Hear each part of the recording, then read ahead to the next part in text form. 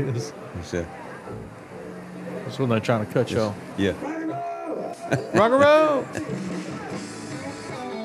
Old John Smith. And they going like this here.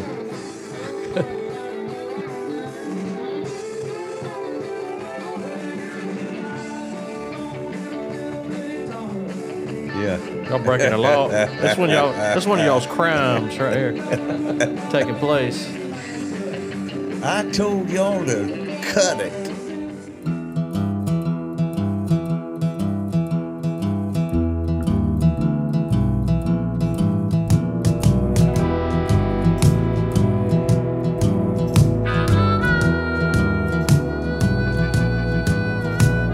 Something in the water taught me how to crawl.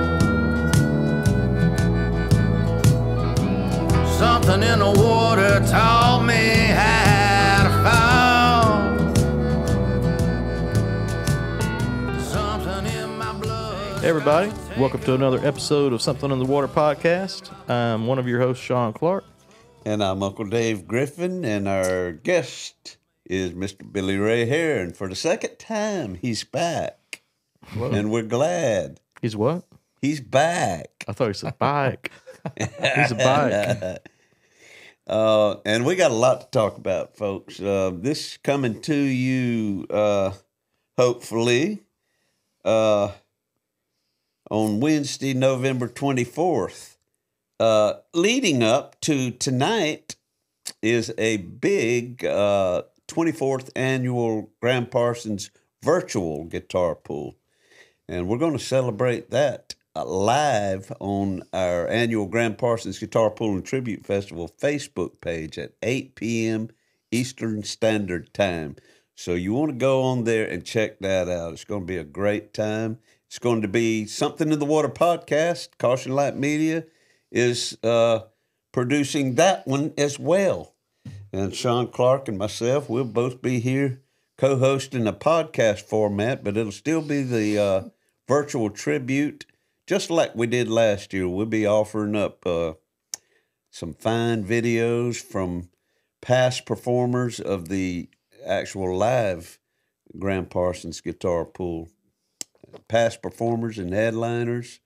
It's going to be a good evening. We'll have some raffle prizes too, some drawings and some very, very unique gifts. So you want to tune into that. Just go on Facebook and check it out through our Something in the Water podcast page or our annual Gram Parsons Guitar Pull and Tribute Festival page.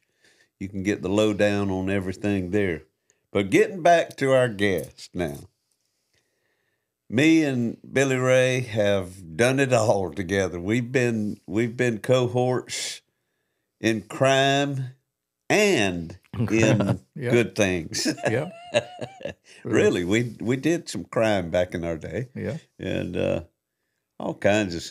We actually grew up on what they call Dog Hill, Mount Pleasant Road, a little old dirt road in Waycross, Georgia.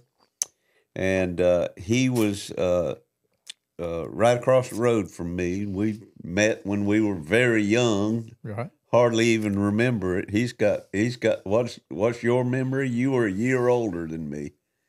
My first memory of it was Dave. It was Gary wanted to introduce me to his younger brother, and it was at Christmas, and we all had got cowboy shirts that year. It was back in them days, all the kids got the same toy. It was the kid, the parents. Here's the toy of this year. Chris's and McCroy's, and got the same toy. Well, we all had cowboy shirts with all those little fake, rhinestones on them, and Dave's sitting on that split rail fence in the front yard with a smile about the size of the fence. That's my first recollection of Dave Griffin. You probably said to me that day, you said, "We're gonna get a band one day." And I don't remember thinking that because the Beatles hadn't came out yet. Well, hell, that was probably 1957 that Right. we met. Yeah. But we grew up. I was in the Daddy was in the military, and we moved around a lot. But we always came back home Always.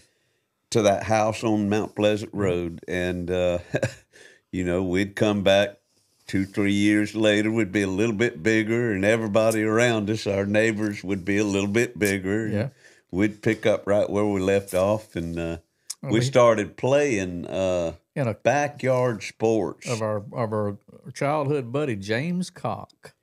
James Cock was my very next door neighbor. And he had a pastor. And he had his granddaddy. He lived with his granddaddy and grandma and his mother. And his granddaddy used to own a bull. And he had a pasture down in the deep in the yard behind the house. And by the time we came along, the bull was gone. And we took over the pasture. Yeah. And we had, I'm telling you, we played every sport possible back there. We lived back there. We lived back there. We and built the little shelter before it there. Oh man, best cool well water that you could ever. We played basketball, football, baseball, soccer, everything. Hide and go seek, army. We'd go to the movies on Saturday. Yeah. And spend all day at the Ritz or Lyric Theater watching double and triple features. For a quarter. And we'd come home and there'd still be plenty of daylight left. And we'd go out in the yard and reenact the movies. Yeah. Yeah. And then, you grow up, your thoughts turn to girls, and there was that. February the 9th, 1964 was a pivotal point in our history. So, I was living in Albany at that time, but you saw them on your TV in Waycross. I was already trying to play the hand-me-down guitar. My brother had handed me down a harmony, which I couldn't figure out what the hell to do with it. I decided I was after that concert, so went down to the Record Nook, and they were giving lessons for $3 a lesson. You couldn't hardly get in the door. There were so many kids wanting to learn to play. This was after seeing them on Ed Sullivan. After February 9th, 1964, the Beatles' first Ed Sullivan performance. So I took lessons and learned to play Tom Dooley, Michael Rowe, You Boat Ashore, and I said, okay, boys, I want to learn the Beatles now.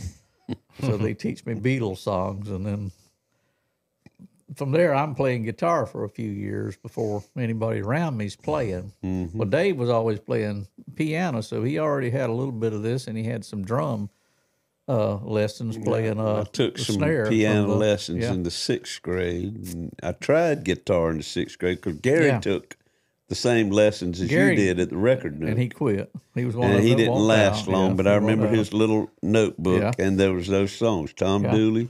Michael Rowe, Boat Short, and I believe it was 8 days a week. 8 days a week was our first Beatles song. Yeah. And it was a band called the Carpetbaggers. It was a house band at Steve's Pine Room that was teaching on Saturdays. Yeah. But anyway, learned to play. And I played around in a couple of bands there in the late 60s. Didn't ever do much, but we played. And, me and Dave was always hanging out together. We're doing everything, and Dave was already musical. And I needed a bass player. You always need a bass player, right? So I said, I think you could be a good bass player. Well, Dave agrees, and I teach him Hey Joe by Jimi Hendrix on a 6-string guitar with only 4 strings. Well, that was one of the coolest bass lines around. Yeah. It was a walking bass line. So he borrows one of his buddy's basses. Jimmy Duncombe. And we set out to start playing. And he has a buddy that plays drums in the high school band, Jake Lee. Bring Jake Lee in, and we start the original. Who was, Jason Lee's daddy. Yeah. We start the original Dog Hill Gang. Jake wanted to name it. Is this when the crime started? Is this when the crime took place? It was kind of when they started the gang. When we first played it. What was y'all's gang sign? It was a Dog Hill Gang, and we got our first gig at the VFW. Was it this? And we made $27. And then we decided to bring in other players. Remember, we brought George Bagley came in. And Bill Very Heyman good in. guitar. Very good guitar player. And we actually started getting good sounds, but we had a little musical cultural difference. Well, George could play from beginning to end. Yeah. Octopus's Garden. Yeah, he could. And it was, I was like, wow. And he did well on Cream stuff, too. Yeah, but he wanted to go in the direction of Alice Cooper, and when he came in with Dead Babies. I said, I'm not playing Dead Babies. I can't do that. I draw a line of Dead Babies. We didn't agree with the name of the group. Me and David come up with Sweetbriar Junction before we dropped the Junction, and he wanted to call it Holy Ghost, and Jake Lee wanted to call it 5-Card Stud. And I told Dave, I said, listen, I don't think this is going anywhere. So we ended that band pretty quick. And, then I got drafted.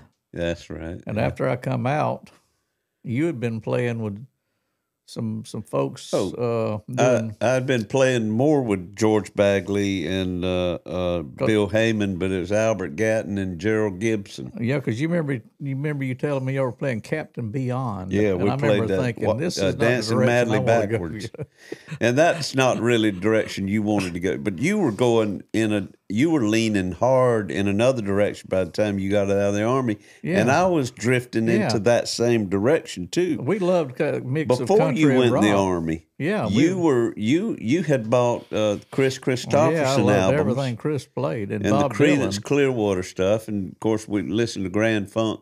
Heavy into that, but you were already pulling into a direction. That we that music wound up going in. Yeah, and then me and you did a little duet for a little while, just playing around. You remember a few things we did, just acoustic guitar. We played for You, Ware me, County Yeah, and music then, class or something like a chorus. We I did a guess. couple of things, and That's then a joke. then we was up there decided singing in front of the chorus. decided to start the Sweetbriar Band, and we found Danny Altman and Tank Tackersley, and we set out to do that band. And that one, you said, I said, who's going to play lead guitar? And he said, you. Well, we were in there jamming one day, and you struck out on Ramblin' Man playing lead on it. And I said, "Wait a minute, we don't need a lead guitar player. You just did it." And I Dave didn't said, know "Yeah." what the hell I was doing. So we created this band, and it comes out pretty good, and we get some gigs, and then Joe Shear, Ricky Alderman, and Monty comes in on it, and the band really got very good then. We became one of your most sought after bands in Southeast Georgia for high school dances and clubs and stuff, and We was playing a good bit. yeah, Jessup and Alma and And that was Sweetbriar? Sweetbriar. But you know what I always wanted to do was write songs, and I tell you this before, told you before, as a child, when Bob Dylan's "Blown in the Wind" came out, Peter, Paul, and Mary's version of it, which hit #1 on Billboard. I love that song so much. Mama went and bought me a 45, and I can still to this day remember looking at that 45, and I looked down at under the title of the song, and it said "Be Dialin'." That's the way I pronounced it, "Be Dialin'. And I remember thinking, as much as I liked their singing, who wrote this song? You know. And I know my focus ended up then wanting to write songs from that point.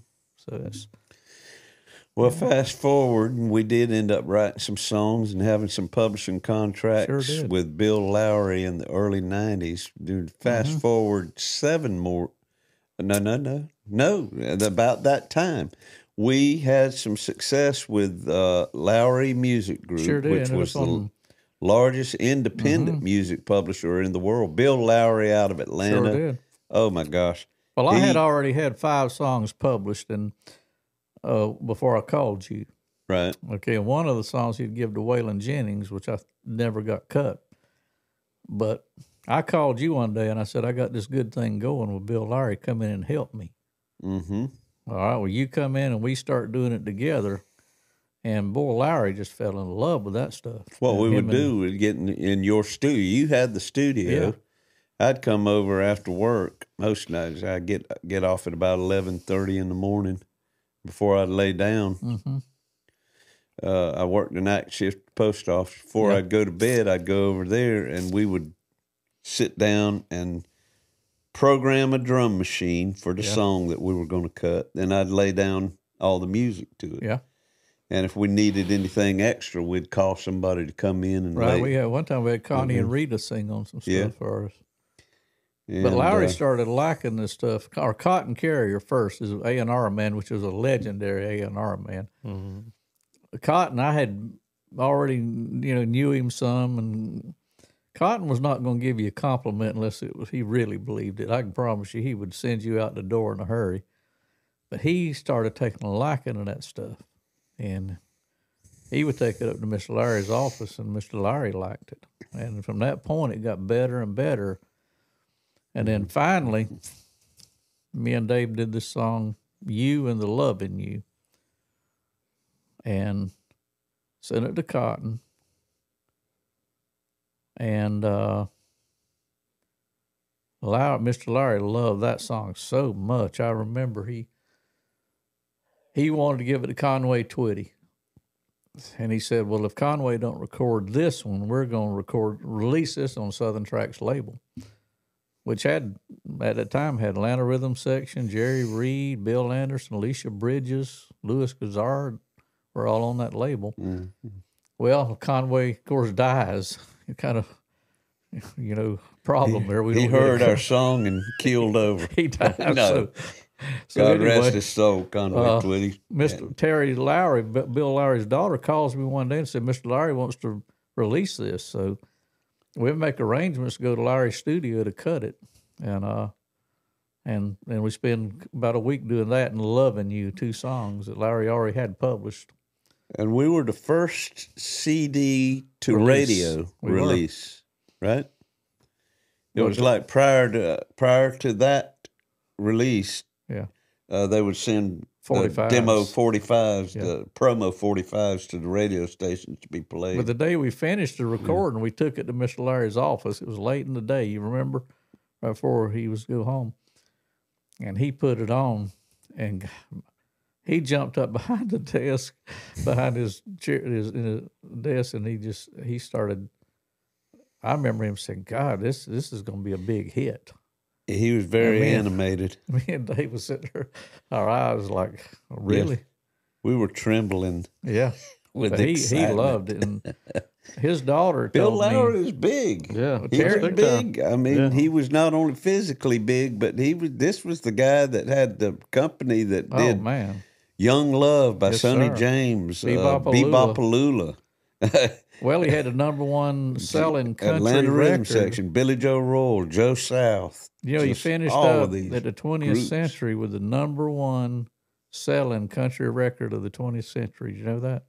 Rose Garden? Walk On By, Leroy Van Dyke was the #1 #1 selling country single of the 20th century.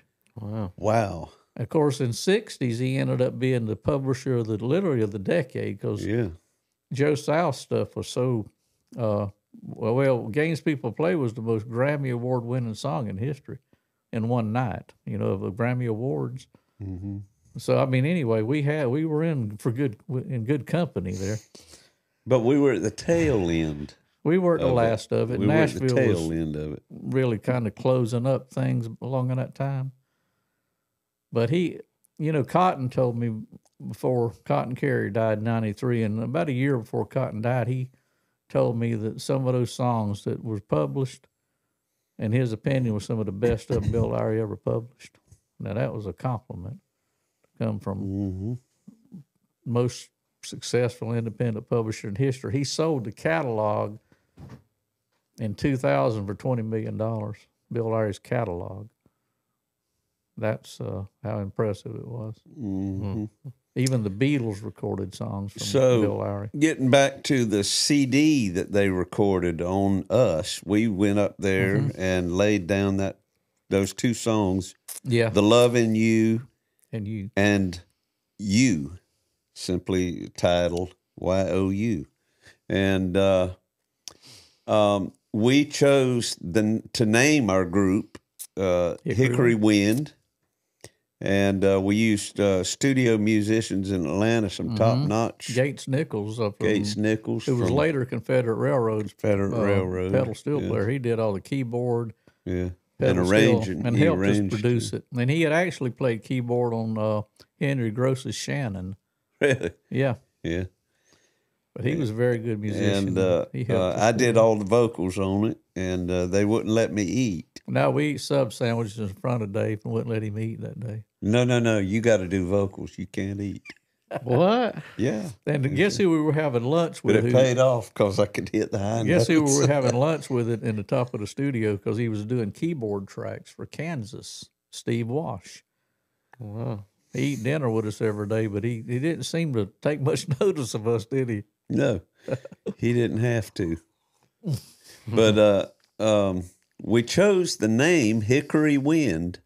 Of course, most of you Graham Parsons fans know that's pretty much Graham's signature song. Yeah.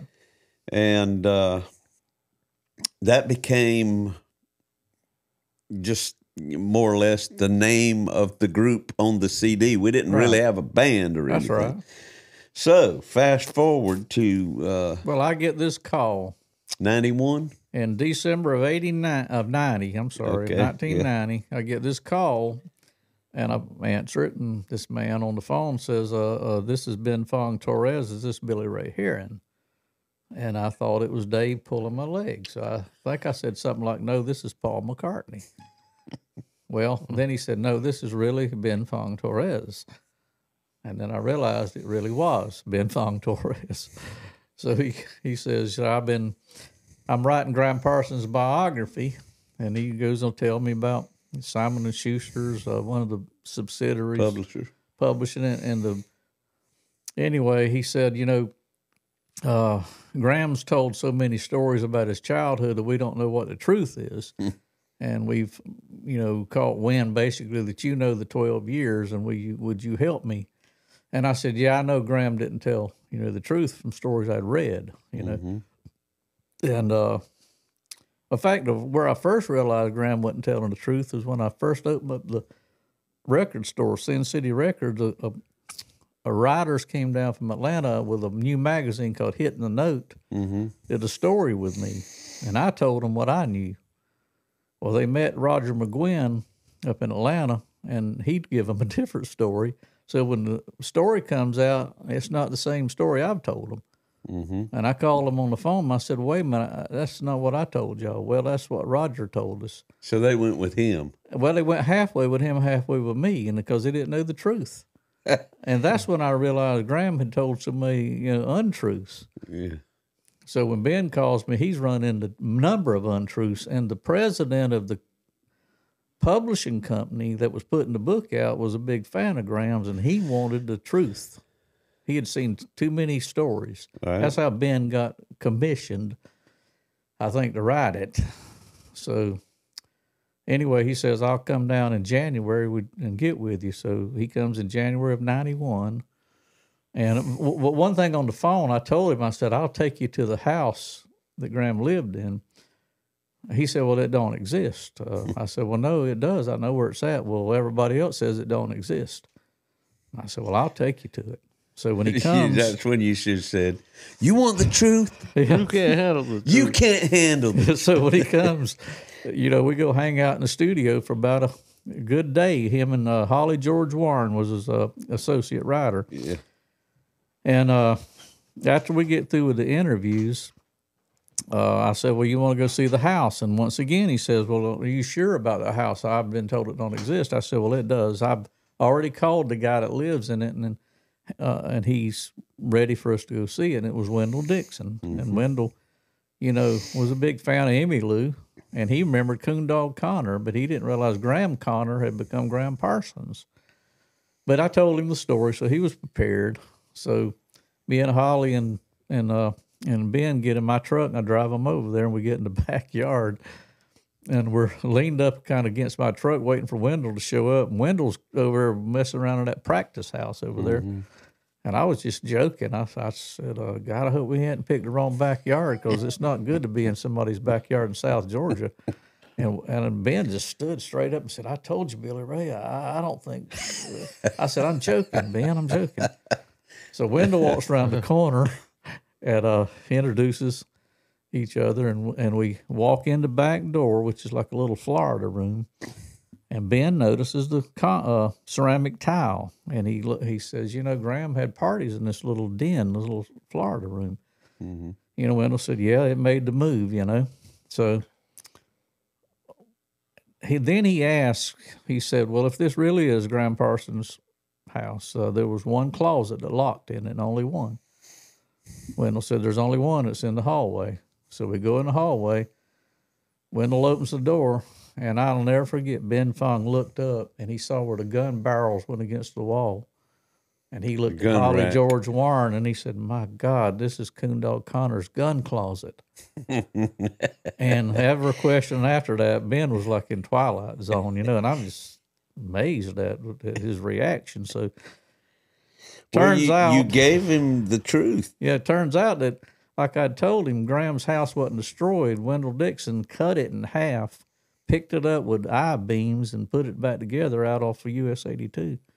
Which is where it's still there today, and some new owners just purchased it last year. That really affected Ben. He talked about it in every interview after that, and in the very early part of the book, he talked about it in a couple of places in the book.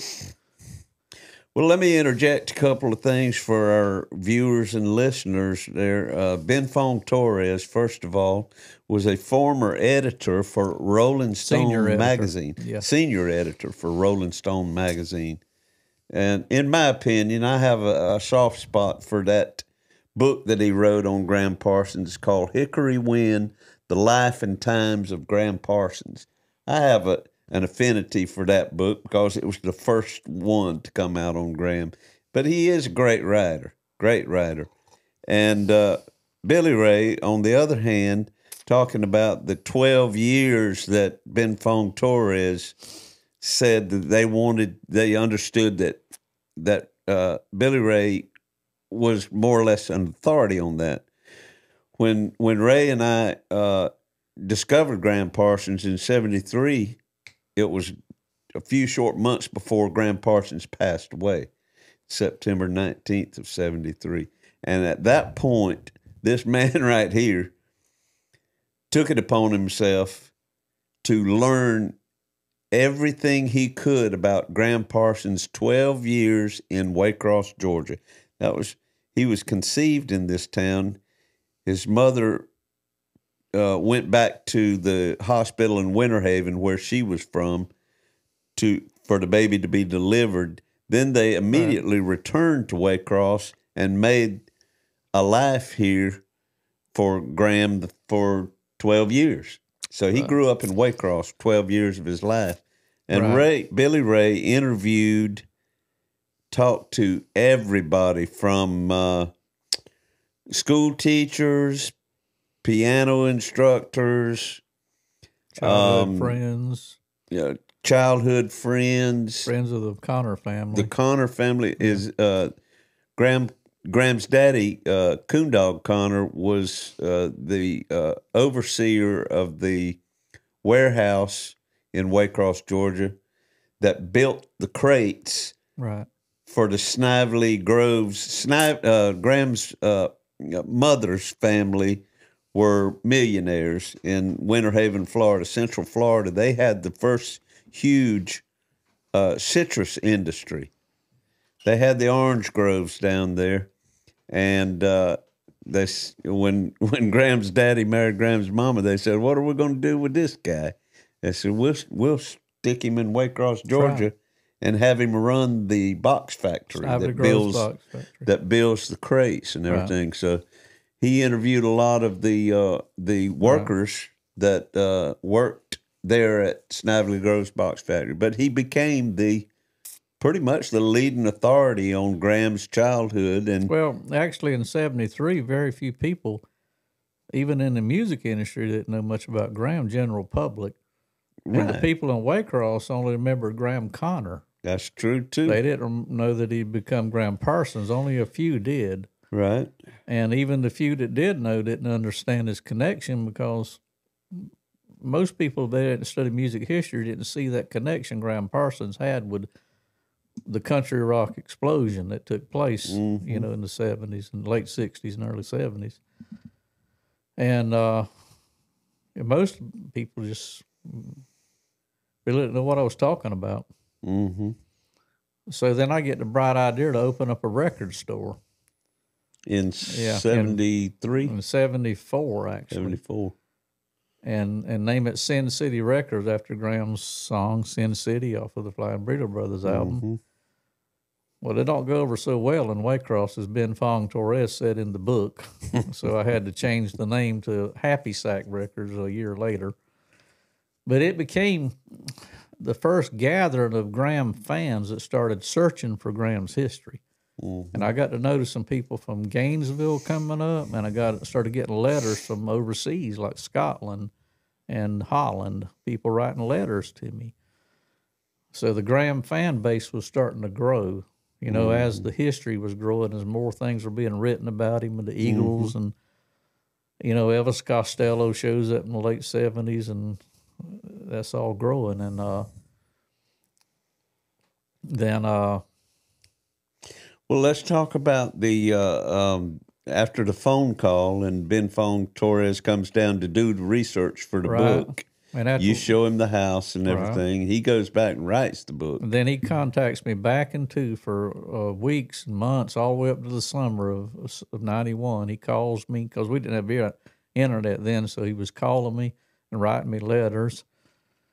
And I was helping him correct things he was finding out, you know, kind of. So how did the Chamber of Commerce of Waycross pick up on that this book was coming out? Either Larry or Gary, one got the story. I can't remember if it was Larry Purdom. He's talking about Larry Purdom, a writer for the Waycross Journal-Herald, and my brother Gary Griffin, who was the managing editor of the local newspaper. And they had found out Ben Fong had came to town to talk. And so... they start doing stories about the upcoming book. Well, the Chamber of Commerce sees an opportunity because it starts getting national attention, you know, like Larry King Live show that me and you talked on. Right. Ben Fong Torres was a guest that summer for probably June or July on one of Larry King's radio interviews. And well, that's another story we'll get to in just a minute. So the story starts getting out in national news, and the Chamber wants to take advantage of it. Well, they've already got a Pogo Fest planned, which they do every year back then. In October. And they had Vern Goss and T. Graham Brown coming. So one of the director, I think she was tourist directors, Linda Lee, contacted me and said, you know, how would y'all like to do a Graham Parsons tribute in conjunction with the Pogo Fest as an opening act? So that's when me and Dave, you know, calls up all our buddies and puts together the Hickory Wind Band. Mm-hmm. And we start practicing at John Smith's house, the drummer. Mm-hmm. And, we have John Smith, Bill Smith, Tony Kaysen, George Farr, and Ronnie Griffin, and me and Dave. And Debbie Thigpen. And let me tell you what happens at John's house. It's always been strange, these strange things that happen with Graham. We're practicing in Judge Ben's art room, which John's daddy, Judge Ben Smith. We're practicing in the art room. Well, one day we come into the living room. We're all standing there, and we're all talking about the shoe games that went on amongst the adults. Well, back up now and tell them about this house that John and John's family was living in. Well, first used to be owned by. Well, first you got to get this. Okay, the shoe games went on in the 50s amongst the elite couples of Waycross, the swingers. Okay, well, I always knew it took place in a certain house. I don't know if I should say the name here or not, but might be better if I don't. Would it be? Probably not. Okay, a certain doctor's house. Doctor's house. And I'm sitting in there talking to John and telling him we're all standing in the corridor and laughing about the shoe games going on in this doctor's house. And John said, well, me, Daddy, and that doctor traded houses sometime after the Graham's daddy had committed suicide. Probably in the town. 60s. And I said, wait a minute. What do you mean? He said, well, this is the house that doctor owned. And it dawned on us, we're standing there. We're in the house where the shoe games went on. We're putting on the practice in the first tribute to Graham. Yeah. It was an eerie feeling. In the house of the shoe game, yeah. And the shoe game had a lot to do with some of the failure. Kundal's suicide came from a lot of problems. Yeah. Alcohol, marital problems and stuff. So Post-traumatic stress disorder from flying what's the chance in the of World that? War II. What's the chance of you doing a tribute to Graham? You're standing in the house where it happened. Where the shoe game happened. Yeah. And anyway, that's pretty cool. So we worked for 6 months on 12 songs to preparing ourselves to play at the tribute. Mm-hmm. And so that was the birth of Hickory Wind, the band. Yeah. And the next thing that happened, I guess, that year was Larry King interview. And Justin, I believe that's on the thumb drive. And it'll probably say that in the files. Can we take a break and come back? Yeah, sure. While he's getting this pulled up? Yeah, folks, we'll be right back with some Larry King Show. Something in my brain won't let me stray. Something in my veins gonna find its way. Something in the water taught me how to pray.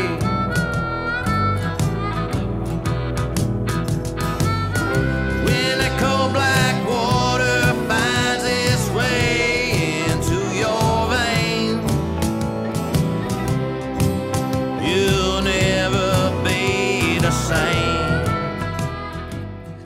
Hey, folks, we're back, and as promised, we're going to play a little clip. Back in the summer of '91, Larry King radio show had as his interview guest the author of Hickory Wind, The Life and Times of Graham Parsons, that we've been discussing the first half, Mr. Ben Fong Torres.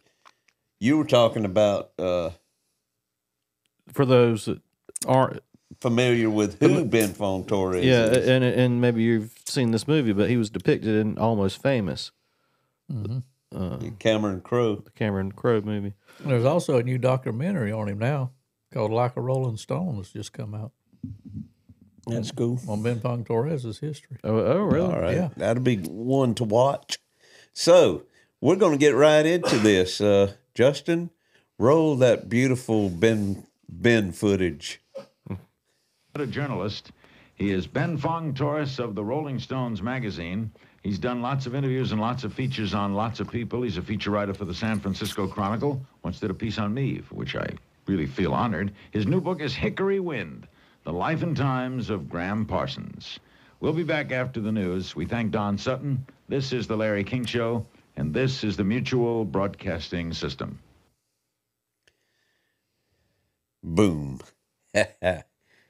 That was the intro. We're going to fast forward now in order to set this up just a hair further. Billy Ray and I, we both knew that this show was coming on, and it was coming on in the middle of the night, like about 1 or 2 a.m. And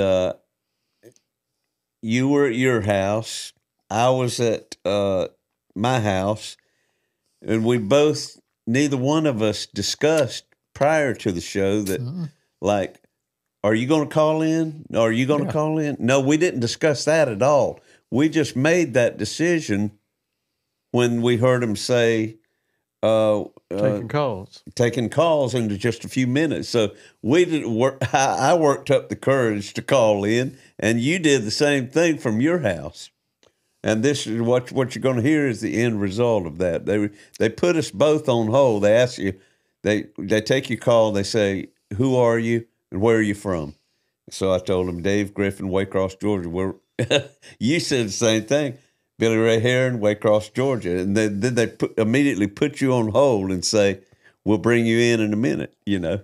So we're sitting there on hold listening, and then they open up the phone lines, and Larry King says, "Our first caller is from Waycross," and so that could have been either one of us, right? Mm-hmm. And the story goes that Ray opened his mouth to speak and heard my voice coming out of the radio. Yeah. Oh. So anyhow, okay, go ahead. Look, Hickory Wind is written by Ben Fong Torres, who has 12 years as a writer and editor at Rolling Stones. He interviewed hundreds of musicians, including Bob Dylan, Paul Simon, and Emmylou Harris and Paul McCartney. He's uniquely qualified to write Hickory Wind. He wrote the Motown album, The Sound of Young America, and is the editor of numerous musical anthologies. Ben Fong Torres, back to your phone calls. New Orleans, hello. Wow, what a pleasure to speak with you, Ben. Hi, thanks. This is a subject of, that I'm very much interested in. I will definitely buy your book. I think that those duets with Emmylou Harris were probably the best, finest country duets I've ever heard. And I wanted to, if you could tell a little bit about their relationship and about how his death affected her, and with regard to the song Boulder to Birmingham. Okay, Ben. When he died, she didn't react visibly from, according to an eyewitness, her former boyfriend, Tom Guider, who was a musician with her, too, here in Washington, D.C. It took her about a year to recover. She went back and played the club circuit again around D.C., and in interviews after she began her solo career, which was an immediate hit. First of all, she's a very lovely woman. She's a fantastic singer on her own or in harmony with various partners. And she has a wonderful choice of music. And she says it's all due to Graham Parsons. In those first interviews, she always took care to ascribe much of what she knew and her attitude towards the encyclopedic and cyclical nature of music to Graham. And when she talks about Graham, she tends to get quite emotional. I did an interview with her, and she talked about feeling like she had fallen off a cliff almost, thinking about him. She talked about her musical passion with him. She has always refrained from talking about the personal relationship. In the book, I try to get to it, whether or not there ever was a love affair. Graham at the time was married. Emmylou had a boyfriend. Of course, in the late 60s and early 70s, that doesn't necessarily mean anything. Do you suspect they did? If I had to bet money right now, from having talked to a lot more people since writing the book, I might go on to that side of it, yes. Nashville for Ben Fong Torres. Hello. Hello. Ben, I was wondering if you were familiar or if you had spoken to Sid Griffin, another biographer of Graham, or if you're familiar with a band from Minneapolis called the Jayhawks. Thank you. Okay.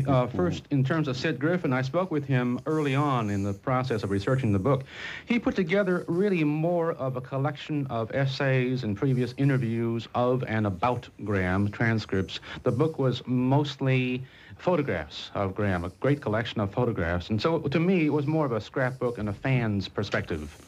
Waycross, he mentioned the band. Had you ever heard of that band? Oh, Jayhawks? I hadn't, but there are a lot of Graham Parsons devoted bands around now. Waycross, Georgia. Hello. Hey, Ben. This is Dave Griffin. From the Waycross Journal-Herald? From Waycross, Georgia. No, that's my brother from Oh. Journal-Herald. I am Billy Ray Herrin's songwriting partner. Oh, yes. Of Hickory Wind, the band. Hello, Waycross. Yeah, it's good to hear you, and we appreciate the book and everything, and we're looking forward to having you down here October 19th for the first annual Graham Parsons Memorial Tribute. Part of the Pogo Fest. Yeah, part of the Pogo Fest, and really hope you're going to be able to make it. Now, Waycross has just recently come around to understand and to pay respect to Graham Parsons. Why do you think it has taken until now? That's a good question.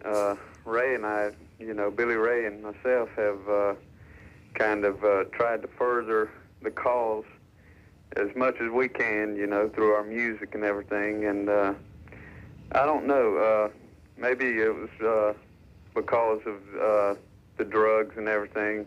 Maybe they just wanted to kind of turn a blind eye to all of that for so many years. But to tell you the truth, I don't think that many people really knew whatever happened to Graham. That's right, and Billy Ray now has a band called Hickory Wind. Right. But really do appreciate the book and everything. And thank you very much. Hope to meet you in person. Thank you. Ben Fong Torres, the guest. The book is Hickory Wind. Another call from Waycross, Georgia. What are the odds on that? Hello. Hello, Ben. Hey. This is Billy Ray. Well, here's Billy Ray himself. How you doing? The guy's brother? The guy's Yeah, brother. on that. Go ahead. Well, Dave. Hey, No, not brother. No? Co-writer. Co-writer. Well, David's told you pretty much what I was going to tell you. I Oh, well. was calling, but one more thing I want to tell you. Graham's daughter, Polly, and her band is going to perform at the tribute this year.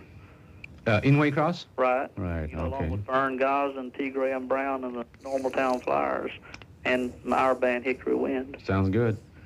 And just want to congratulate you on the book. I have really enjoyed it, and you should start seeing some reviews. Larry Purdom, the writer here, is working now on his review. Well, thank you. Billy Ray was a pivotal figure in the research of the book, by the way. He himself has been a Graham Parsons fan for a good number of years and led Holly George Warren, my researcher, and I to the house that Graham had been raised in, which the entire town who knew the Connor family thought had either been burned down or exploded in 1968, about 10 years after the Connor family had left. In fact, it had been saved and relocated to the outskirts of town, and I was able to go into the house and look through Graham's bedroom, his sister's bedroom, the porch. Where was the family made money where? The family's money primarily came from the mother's side, the Snively family of Central Florida, were the owners and producers of a good number of citrus plantations. Lancaster, Pennsylvania, with Ben Fong Taurus, the author of Hickory Wind. Hello. Hi, Ben. Even though I'm about the same age as Graham Parsons was, I wasn't really a fan when he was alive, and instead I came to become a fan by being a fan of the Rolling Stones and, of course, Emmylou Harris. And I'm just wondering, who were his musical idols? Who did he follow? He followed pretty much the history of popular music, primarily rock and roll, rhythm and blues, and, of course, country. I believe that as a teenager, he began to hear real hard Ray Charles. As a country fan, he studied the pioneers of Western swing, bluegrass, and gospel. He was a big fan of Buck Owens's and George Jones's, and he also understood what the Beatles and Dylan were up to, too. So he was a good student of all kinds of music. Our guest is Ben Fong Taurus. The That's book a is good Hickory spot Wind, The Life and Times of Graham Parsons, published... So, it sounded just like us, didn't it? It did. How come Larry King sounds like Larry King, but y'all sound like the Chipmunks? Yeah. We sounded like babies. Yeah. He had a better microphone. That was 1991, back when they had these effects on radio where they could make you sound like... yeah, we had a telephone microphone. We did sound a lot younger. Yeah. Voices were higher. When you got the soup can and the string, it gets a little squeezed when you get to the South Georgia accent. But that was quite funny because we were both sitting on hold unbeknownst to one another. And, I bet Ray was cussing you when that happened. That son of a... Ray said, I wanted to be first. Is that his brother? Call Dave. We thoroughly confused. Call Dave, tell him to hang up. It's my turn. We thoroughly confused the suspenders on Larry King that night. We twisted his suspenders up in a knot. He was not. He was having a hard time trying to figure out. What are the odds on that? Jesus. What's the guy's brother?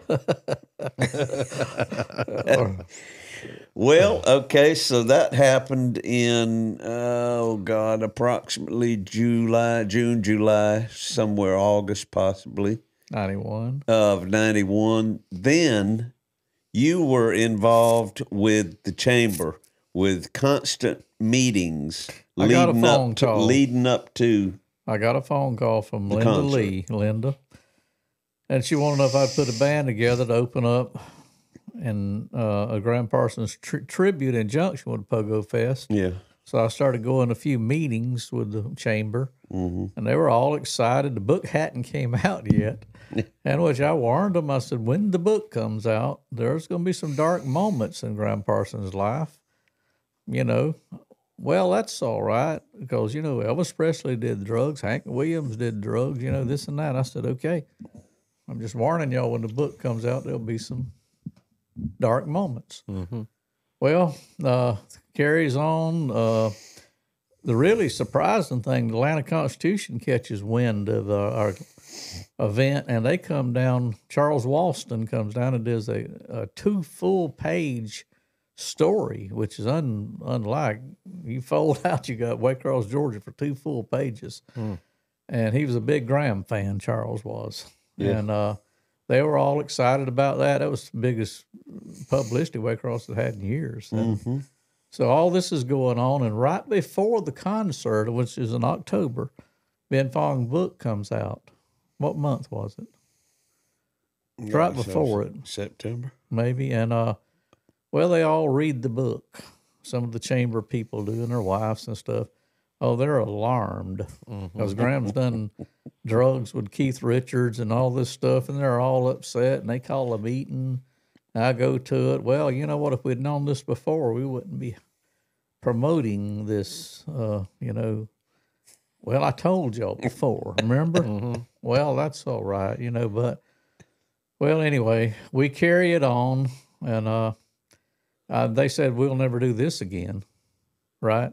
Yeah. Which gives me and Dave the edge to do something in his backyard, you know, a few years later. Well, no, that didn't even enter into my head as far as what ended up doing in '98. But in the back of my mind, it probably served as a subliminal kind of a thing. We draw the largest crowd Waycross has ever had for a concert. Like 8,000 people showed up. They've never had anything compared to this. And it wasn't just because of Graham, but it was the combination. But a lot of Graham fans showed up that weren't fans of T. Graham Brown and Vern Gosling. They were coming from Ray Graham. Harris came down from Canada. A lot of people showed up. A disc jockey from Canada came down. And we put together a band of the best musicians we knew personally in the area and practiced for those 6 months and put together a pretty good show for what you consider an amateur band. And didn't you say the Braves was in the World Series? Yeah, that was pretty cool. It was like y'all still had a huge turnout with the Braves going in the World Series. That's right. Sure let me do just a couple of paragraphs from Tale of the Week right here. This kind of sets it all up. Larry Purdom strolled to the microphone to welcome the 8,000 plus in attendance at Waycross, Georgia's Memorial Stadium. It was the night of October 19th, 1991, Game 1 of the World Series, featuring the worst to first Atlanta Braves versus the worst to first Minnesota Twins. It was also the night of a Graham Parsons tribute concert, sponsored by the Waycross Ware County Chamber of Commerce. So that's basically the setup right there. Right. And show the, from the video, show the ad that advertised the tribute concert. Well, Waycross, Georgia had a cable access television station, and it was quite good. The quality of that would be the very beginning of that CD right there that you're on, the very beginning, so there's no numbers there. And this was the ad advertising the tribute concert. So you have to bear with us on the video, because it's straight off VHS. The Graham Parsons Tribute Concert, October 19th at 7 o'clock at Memorial Stadium during Pogo Fest 91, starring Vern Gosden. I come to the garden. Also with T. Graham Brown. You can't take it with you. You can't take. Opening the show will be the Normaltown Flyers and Hickory Wind. Advanced general admission tickets are available from area flash foods locations. Must not have known about Polly at the time. $8 at the gate. Every ticket registers you for a trip or two to Cancun, Mexico, to the all-inclusive Club Las Vegas via Key Air. Or send your name, address, and phone number on a 3x5 index card to this address, and we'll enter you in the drawing for the trip. The Graham Parsons Tribute Concert, October 19th at 7 o'clock during Pogo Fest 91. Brought to you by Coors Light, Flash Foods, Pepsi, Cellular One, WBGA, and WBSG TV 21. Boom. There it was, folks. Can we pull it back to that picture of the band? There's a Of better Hickory Wind? picture from my Tale of the Week I picks. know, but I never saw that picture, and it You know, I need went to by tell- so quick. I need to tell you how Polly came into this too. That was important. Go ahead and pull that picture up while Ray's talking about. I need to tell you how It's Polly. before that. Yeah. The Hickory Wind Air, picture. or send your name, address, and phone number on a 3x5 index card to this address. It's too hard. and we'll enter you in the It's drawing for the before truck. that. The It's Graham back Parsons before tribute- that. It's presents okay. the You have to Graham go Parsons forward tribute there. concert, October 19th at 7 o'clock at But Memorial anyhow, Stadium during Pogo Fest 91. If you'll notice on the ad, it did not mention Graham's daughter, Polly Parsons, at all, and she came into the picture. Well, what happened? I got a phone call one It day. doesn't matter. Just you just kill It's it. coming up right here, Opening the show will be the Normaltown Flyers and Hickory Wind. right there. Look at us. We got dark hair, Dave. It looks like our voices are higher too. We got dark beards, Dave. Look at that black beard. I got my Jimmy Buffett shirt on. You was already getting a little gray in your beard right there. Ray, you look like Ty Manning right there. Yeah. Kinda. From the left. You know we're kin. From anyway. the You know left. that, don't you? Huh? You know me and Ty's kin on both sides. Oh, well, there you go. His mom and daddy come to Herrin's and the Morgan. For those of y'all that are watching and not listening, Yeah. on the left is George Farr, owner of Farr's Fine Furniture. Yeah. Next to him is Tony Cason, Yeah. fine instrumentalist. Back there in the back with the bolo tie is John Randall Smith. He was a guest on one of our earlier episodes. Right next to him is there you are. There I am. That's Billy Ray Herrin and me right behind him in a 10-gallon hat. I thought that was Kenny Loggins. Yeah. And on the far right there is Ronnie Griffin, Yeah. the celebrated guitar luthier Yeah. from Waycross, Georgia. That's it. The Martin guitar repairman That was for him.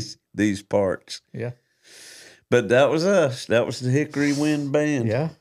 And Polly actually opened the act, and how that come about. I get a phone call one day, and it's Pamela DeBar, Oh, the wow. famous Groupie. I'm with the band groupie. Yeah, she was a groupie And she out in had got my California. number somehow, called me, and wanted to, said she was managing Polly Parsons' band, which was called She, Mm-hmm. and wanted to arrange for them to come play. And I called Linda Lee and them up and told them, and so that was all arranged. And they, they didn't pay anybody to play. They just covered their rooms and stuff. So Wow. So Polly and them came. Well, nobody got paid but the main acts, T. Graham and Vern Gosling and Normaltown Flowers. We played for free, and And so Polly did came, Polly Polly played for came free. played for free. Yeah, and that's how Polly ended up at it. So she was evidently before the advertisement there. Well, let's see. What's next on that? Let me hold that case. Let me hold $1. Oh. Let's go to about 94 minutes in, and there will be a pre-concert interview with Billy Ray and Tony Cason, with the one of the hosts of the cable access television station at the time was Lou Essex. One T. Graham Brown laughed about. General admission tickets are He available laughed from about area this? Flash Foods. T. Graham, he was watching it on his bus, and I didn't realize I walked off in the middle of the interview because I heard somebody call for sound check, and I just walked off because it was really some. I think it's right after the helicopter.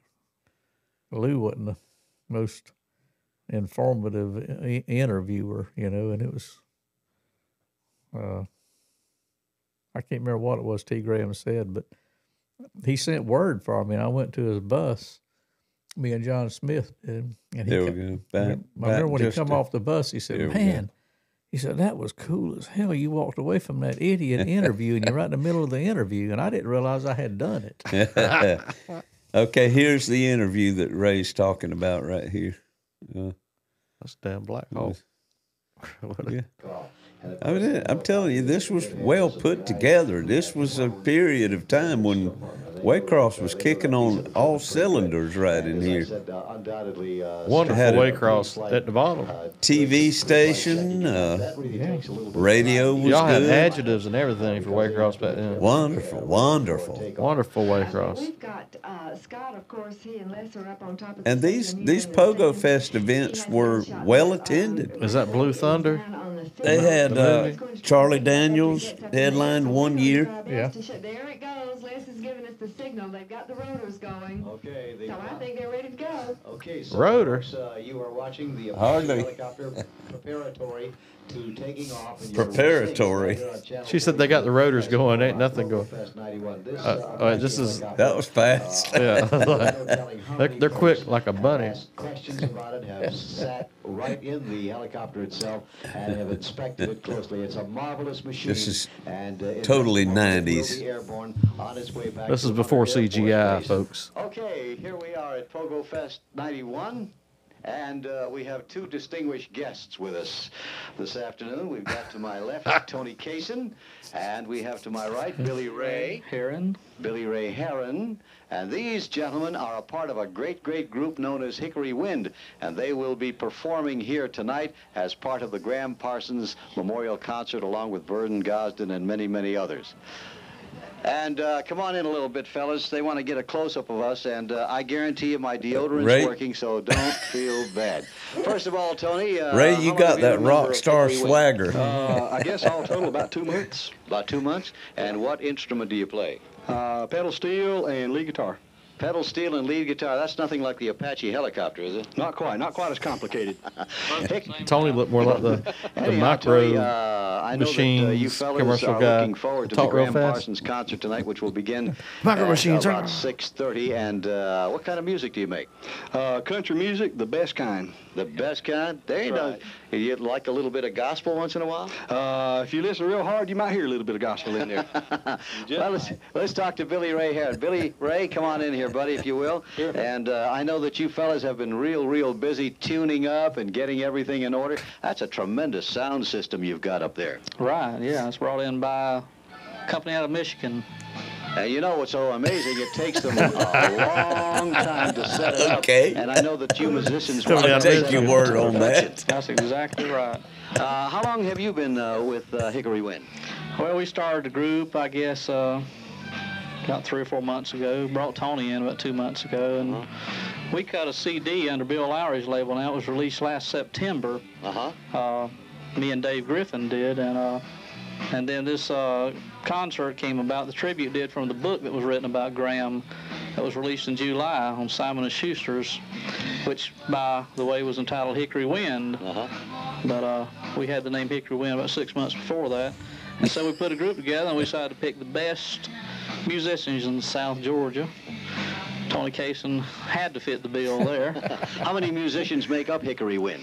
We got Bill Smith guitar, John Smith drums, Tony Kaysen guitar and steel guitar, Dave Griffin acoustic, myself acoustic, George Farr keyboard, and we've got a female vocalist, Debbie Thigpen, that'll do some harmonies on some songs, and Linda Lee will do a special song that Emmylou Harris wrote about Graham Parsons. She did a good job on that special feature. Yeah. Linda Lee with the Chamber of Commerce. You mentioned George Farr. How'd you get him out of the furniture store? Well, he thought he could sell more furniture up here. Let me ask something, Billy Ray. Everything's on sale. Where did the name Hickory Wind come from? You got Hickory him Wind was a song Graham bumfuddled. wrote. He recorded with the Byrds back in '68 on the legendary Sweetheart of the Rodeo album that was officially the first country rock album ever recorded. In fact, the country group Sweethearts of the Rodeo named themselves in honor of Graham. And the song just kind of carried on. It is kind of considered the first blending of country rock. The song kind of was the seed that the groups like the Eagles and Alabama You're followed so on over with. his Now the head whole country right music business is based around what Graham those big created speakers over in the there. late '60s. He really did a job, didn't he? He Let really me did ask a you, job, didn't he? Tony, He do really you fellas did a do a lot of job. traveling?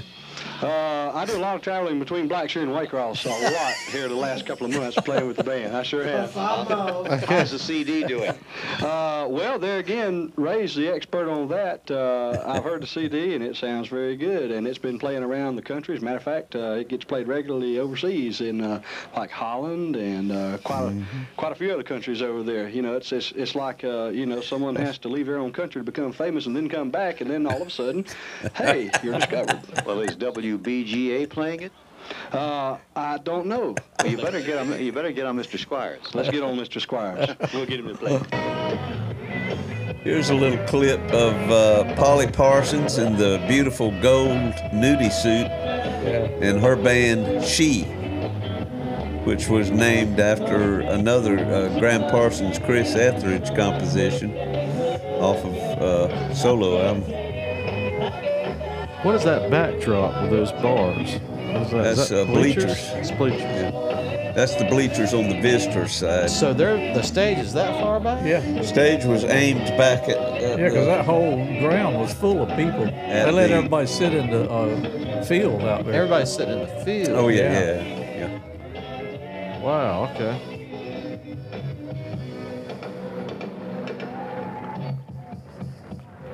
Okay, here we are surrounded by some flyers.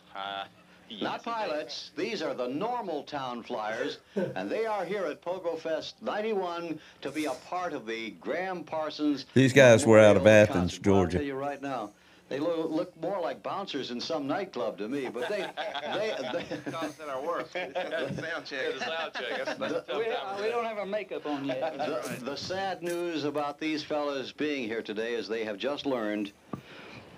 Oh no! I don't want to bring this up. They have just learned that a moment of silence. Georgia lost today to Vanderbilt, 27-25. It was a tough loss. Okay, let's introduce ourselves. I'm Cal Hill. I'm the drummer. Greg Veal, I play bass and sing some. I'm Dave Blackman, guitar and fiddle. I'm Brian Burke, guitar and singer. Oh boy! Now let's find out, where did this name Newtown Flyers come from? Normal Town. Normal Town. There's a neighborhood in Athens, Georgia, and it's called Normal Town, and there's a little club there where we play sometimes, and it's a cool sounding name, so we liked it. The Flyers sounded good with it, so Normal Town Flyers. Yep, that's right. Let me ask you this: how long you guys been together? This particular unit, about 5 or 6 years. The band as an entity, of one form or another, about 12 years. Is that right? That's a long time, boy. That's real togetherness. And what kind of music do we play? We're a country band. Country? Yeah, it's a little upbeat country. We got a lot of different influences. We've all a lot of different backgrounds musically, but we've all blended this together in our form of country music. I thought, being from Athens, the college town, you go for rap. They kind of call it pickup truck rock and roll. Pickup truck rock and roll? Yeah, rock and roll. That's it. Let me ask, how did you fellas get together? We've the three of us have been playing together since the early '70s, on and off, and we just just kind of a little collective community musicians, and just started playing, and ended up as this. Do you play a lot of gigs? We've had a real busy summer, and the fall's looking real good. We went to Canada and out west this summer, and Midwest, and we just look ready for that phone to ring for that next gig. Hey, that's great. What time y'all going on tonight? I think, 7:30 or between 7:30 and 8? Yeah, probably about 7:45, because the last group we talked to is going on about 7. And what can the folks look forward to tonight? So give us some of the songs you play. Oh, we're going to play Rockin' the Love Boat, which is our first single, and we'll probably play a little pickup truck rock and roll, Can't Fall in Love Again, and many other original highlights. And you never know, we might throw in a Hank Williams tune. Do you get the folks out there to and this? Oh, yeah. Yeah. Mm-hmm. Do you get a lot of audience participation? We try to. We're going to do our best. That's right. We might throw the old chop in there tonight. Hey, that's right. You better get the chop in there. Go Braves. Go Braves. Let me ask you this now. Do you have any? Have you made any discs, or have you cut any? Yeah. Our first album came out around the 1st of June this year. We're on Mercury Polygram. Mercury Polygram. What's the title of your album? Nashville. It's Normal Town Flyers. Normal Town Flyers. And is it available in all record stores? It certainly They is. also had a video Yeah. Now you guys have to on go back CMT and get all dressed up, and you gotta shave. rotation. Rocking the Love Boat. Is that the I'll one? say, you don't notice audience out there. They'll love your singing, but they'll notice you haven't shaved. Well, like I say, there's a heap of sadness in this world. They might have got hit with a little bit of it tonight. I love that line. There's a heap of sadness in the world. I've tried to remember that throughout my life. Gang out here tonight. This is going to be a compatible. Then he reached up and felt his face like, how? That's the first I ever heard it was this. There's a heap of sadness in this world, and they might have just got hit by a little bit. Okay. Thank you, guys. Now, this is coming up with our band, a little clip from our band, which I think we might be able to do the whole concert. I'm not sure, but that's lack of audio there as Larry Purdom is introducing the folks to, welcoming the folks to the concert, fixing to introduce us. Dig that buzz. Mm-hmm.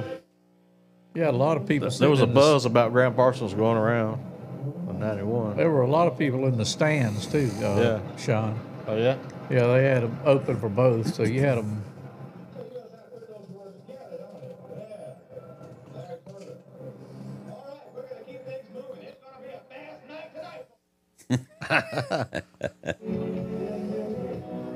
Is that y'all? Yeah. This is Hickory Wind. We're doing The Lovin' You, song that Bill Lowry published. That was a hit. We just never hit.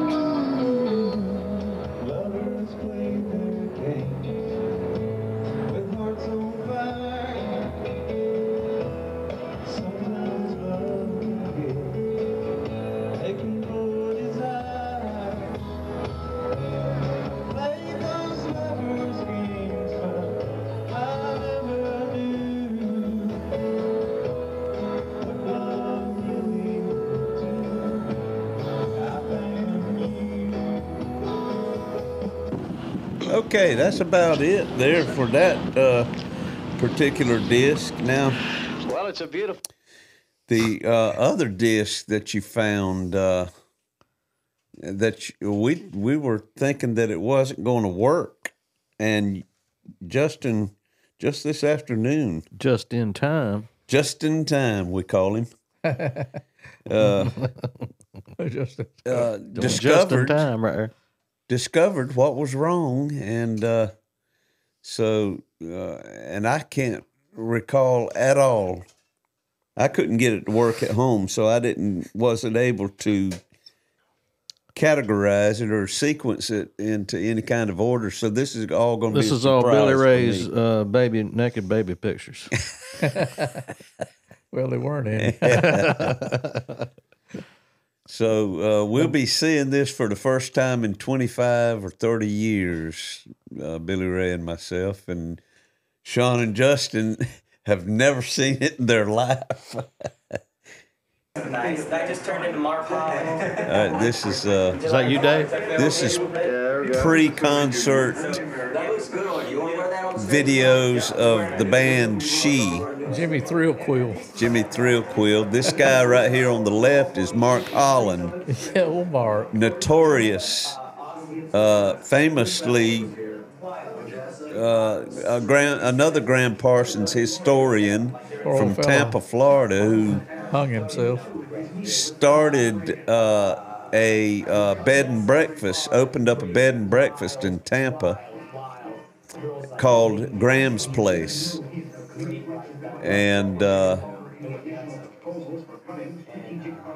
he was a huge Graham Parsons fan, and I think he ran into some financial problems with the bed and breakfast over the years with taxes and fighting the city ordinances and so forth and so on. And the guy was a beautiful soul, but he was fragile. And he ended up hanging himself as a result, I think, of the financial issues, tax problems or something. It's a shame. I didn't know that. I went down there and stayed in there one time, and I think we got some footage of our trip down there, pretty sure, on this tape. But that's a 1991 haircut if I ever seen one. This guy right here was the lead singer for Polly's band. Yeah. Jimmy Thrillquill. And I think he was Pamela's boyfriend at the time. Yeah. Yeah. There's Polly. Graham Parsons' daughter. Now, who's videoing this? It was Mark Holland, wasn't it? I Or don't know. whoever he brought with him. Polly, you don't have to do anything. Oh, I don't. All you have to do is be Polly. That's Mark talking. That's Mark Holland talking. You are. The living legacy.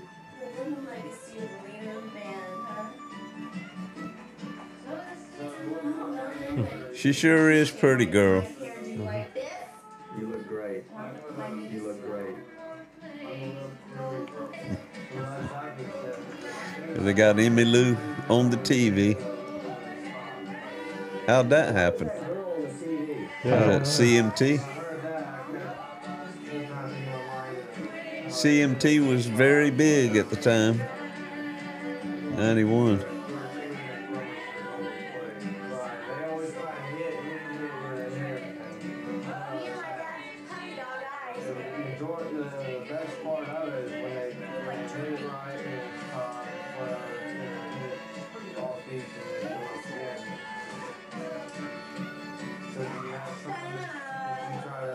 I couldn't have been on VHS or anything. I mean, it could have been, but it's in a hotel, so.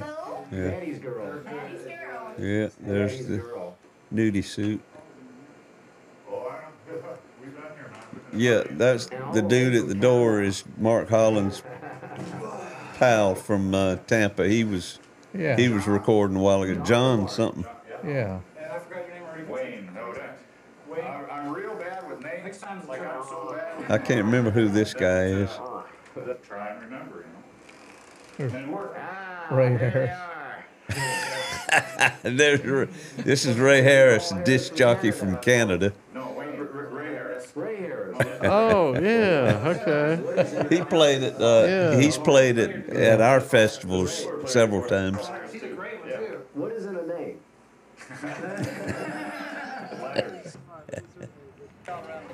That's a mullet. There's Larry Purdom. Waycross, Georgia. Yeah. Beautiful day. Loved every minute of it. We'll shoot you with you and John, Billy Ray. It's an exciting time. Big night. You got something to say to Tampa? You're with. See y'all March the 14th, 1992. Believe it or not, Tampa. This is deep south. You cross the Florida line, you go north.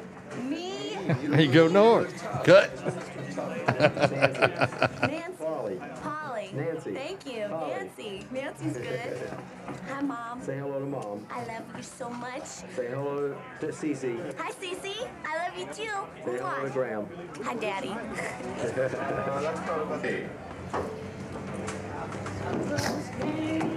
Backstage at Memorial Stadium. Waycross, Georgia, welcome for the living legacy, Polly Parsons. Who is that announcing?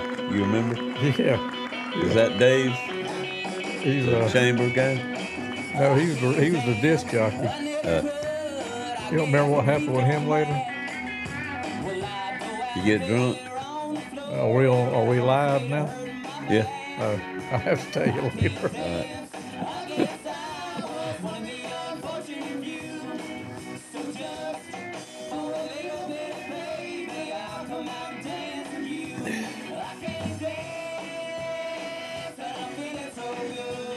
Yeah.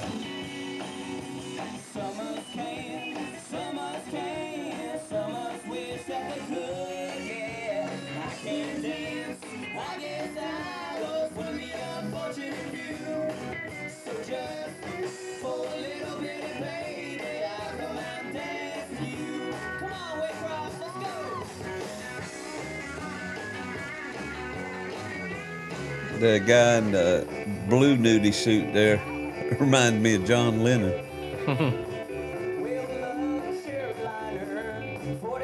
arms of steel. If I don't find my baby now, then I guess I never will. I've been a long lost soul. I'm the kind of guy that likes to make a living running liner. Running liner. If I don't find my baby now, then I guess I never will. I've been a long lost soul for a long time. 30 years ago, folks. It's funny, we're playing this video now. It's what we're going to be doing tonight at the 24th annual Graham Parsons virtual guitar pool. Correct. We're going to be doing videos. This is a prelude to our virtual event coming up tonight. I encourage everybody to come on back and watch us again. We'll be on Facebook Live.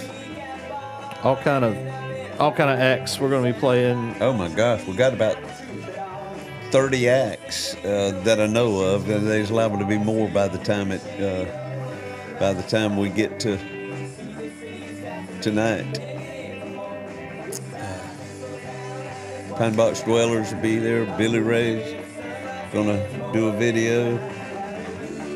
Over here off camera is Billy Ray's grandson, Ashton Herrin. He's going to be performing a song or two. I'm going to be doing one. All the people who have performed at the Live Festival in the past, many of them. Nancy Northrup from California. Donna Frost from Nashville. Susan Hall from North Carolina.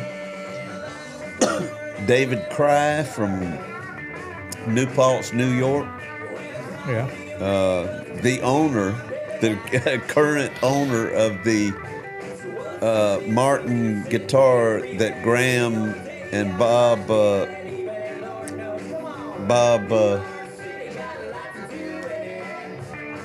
wrote Hickory Wind on. Bob Buchanan. Who just passed away. He did? Yeah. Yeah, this year. Oh. David Cry owns the guitar that Hickory Wind was written on, which is pretty special. And I believe that David will be performing Hickory Wind on that guitar on his video tonight. Yeah. Marlon Brackett from up around Marietta, Greg Henderson. Crabgrass Cowboys. The Crabgrass Cowboys out of Tampa, Florida. Oh, God, I know I'm leaving a lot off. I don't have a list to go by, and there's so many. Pie Country Band, two fellas from South America. Excellent Graham fans and followers of Graham's music, following in the footsteps all the way down from South America. Ian Dunlop, the original bass player for the International Submarine Band, Graham's bandmate for years. And Larry Murray. Ian Dunlop from Cornwall, England. Larry Murray will be debuting a set of his from the 2019 Graham Parsons Tribute Live here in Waycross. Classic song, Six White Horses. Larry Murray was an incredible, and another one from Waycross, Georgia. Waycross and Blackshear. He grew up here and went west, and I made a YouTube playlist of all the artists that recorded his songs that I found on YouTube. You know how many major artists I found? 28. Wow. Major artists recorded Larry Murray songs, and 28 of them I found on YouTube. You think about there a were song 20 different songs. Was it? It was probably close to 20 different songs. Some of them were duplicates. Wow. But that was major artists recorded Larry Murray songs. Right, and stylistically too. I mean, you went from Percy Sledge to Chris Christopherson. Yeah, to Olivia Newton-John. Johnny Cash. Ricky Nelson. My God, he was something else as far as what he accomplished. And that just scratched the surface of what and so very down to earth. Yeah. He's another And he was legendary figure that we're very proud to know and very proud of. And he watched, for coming from here. He watched from Graham's, some of Graham's development. He was there at Clarence White's funeral when Graham broke into Father along. And Larry told me after the funeral, they all gathered up somewhere at somebody's house or something. And Larry said he remembers Graham being just so messed up at the funeral and after the funeral, and just sad and messed up at the same time. But they were all, basically everybody was saying, well, he's going to be next. Well, 2 months later, he was next. Yeah. So there we go. We got all of these artists coming on. Connected to Waycross. And they're coming on tonight. And they'll Something be... in the Water. It'll be hosted by Something in the Water co-host right here on the annual Graham Parsons Guitar Pull and Tribute Festival Facebook page. 8 o'clock tonight, Eastern Standard Time. We hope that y'all will tune in and watch. Yeah. Okay, so back to the 1991 Memorial Tribute featuring Polly Parsons. My dad did them all, and we hope you like them.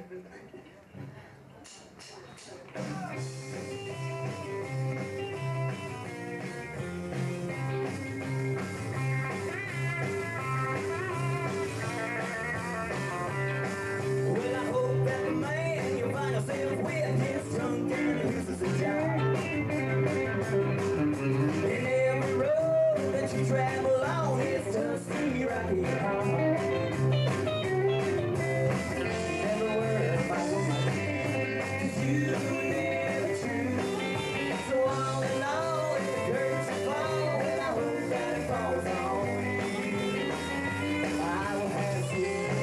Who's playing all that lead? Which The one guitar was player that? was good. The guitar player was good. Yeah. That's not this guy in the blue. It's not John Lennon. No, he's rhythm. No, it's the somebody other guy. over here. Is, Yeah, the guitar player was good. is that him with the black hat on back Yeah, there? I see him. Yeah, that's him. Is that an old Waylon song? Is that a Waylon Jennings song? That's a Buck Owens song, isn't it?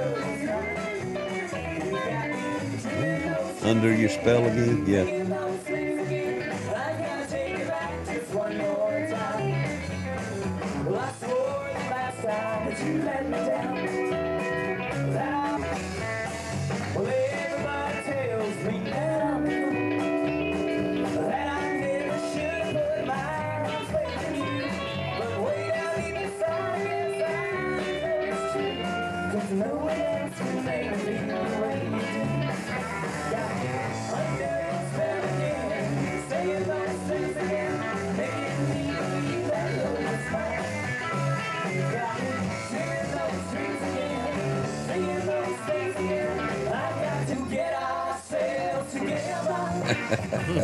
That was nice. It was a good medley. Yeah.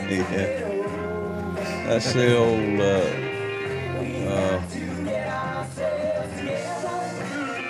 Well, hell, everybody cut that song.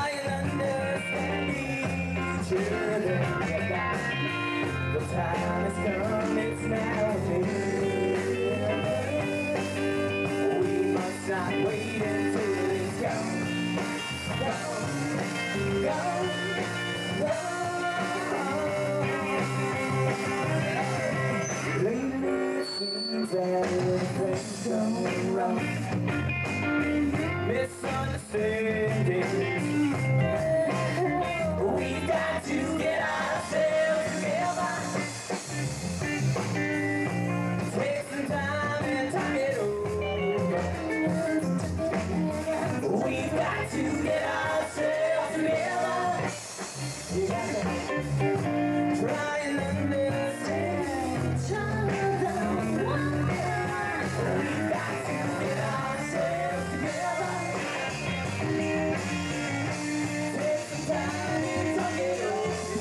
Just to the left of this stage, down the football field, and over the wall is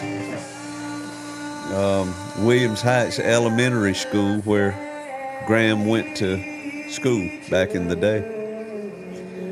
Of course, it's not the same building now, but it's the same site. It was a wooden schoolhouse. And Waycross, Georgia. And God bless each and every one of you for being here tonight. Goodbye. I went to pick Polly up in Valdosta and brought her to Waycross. Yeah, they played a club. They were trying to play clubs along the way to raise money, and I drove her to Valdosta and picked her up. And the rest of the band must have come in what they were traveling, but she came to Waycross in my van. She fell asleep sleeping, and she was really tired. And took her to that Super 8 motel over there where Chamber had rented for them.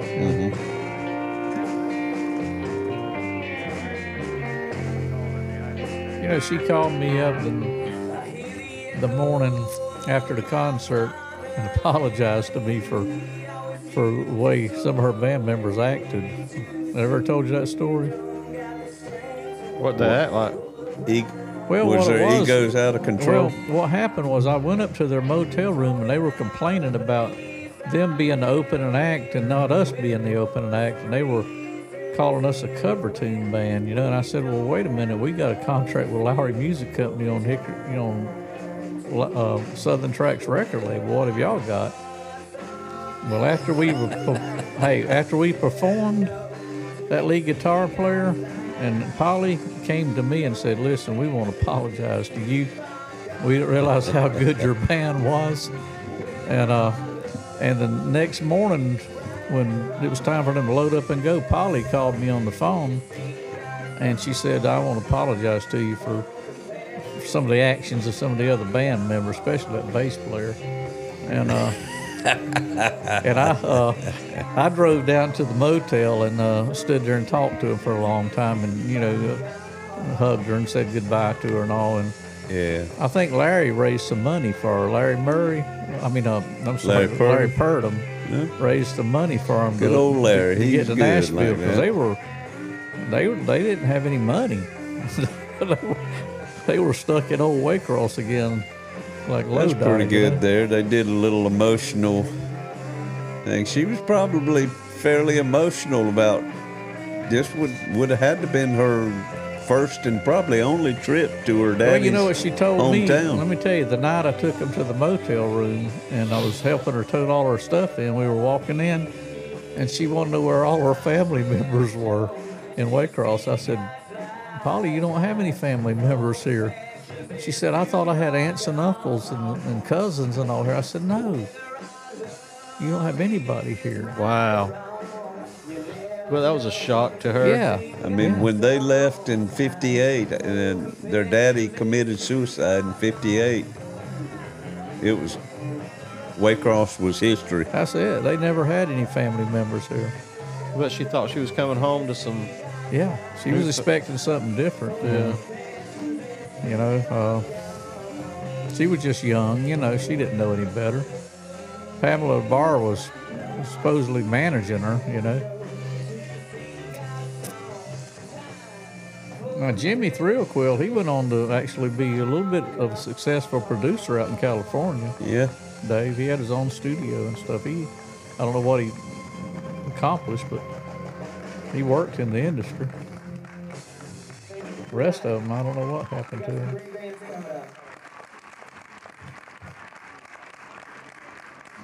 All right, well, let's really hear it now from Polly Parsons, the living legacy. Polly Parsons again. What a great job. Come on now, let's hear it. Polly, come on back and take a bow. Put it together, give it up for Polly Parsons. Let's go, y'all. Woo! It's spring. God bless you. Take care. All right. A great job. We've got a great show here for you tonight. In just a moment, we've got a very special treat for you. I do want to remind you, we've got the four portalets over on this side for what's meant to the world of country music and country rock music. There's been a lot of articles about Graham Parsons, who was born in Waycross, I believe, back in 1946. And we'd like him to come out and spend a couple of minutes with you and just let you know a little about the man that we are honoring tonight with our Graham Parsons tribute concert.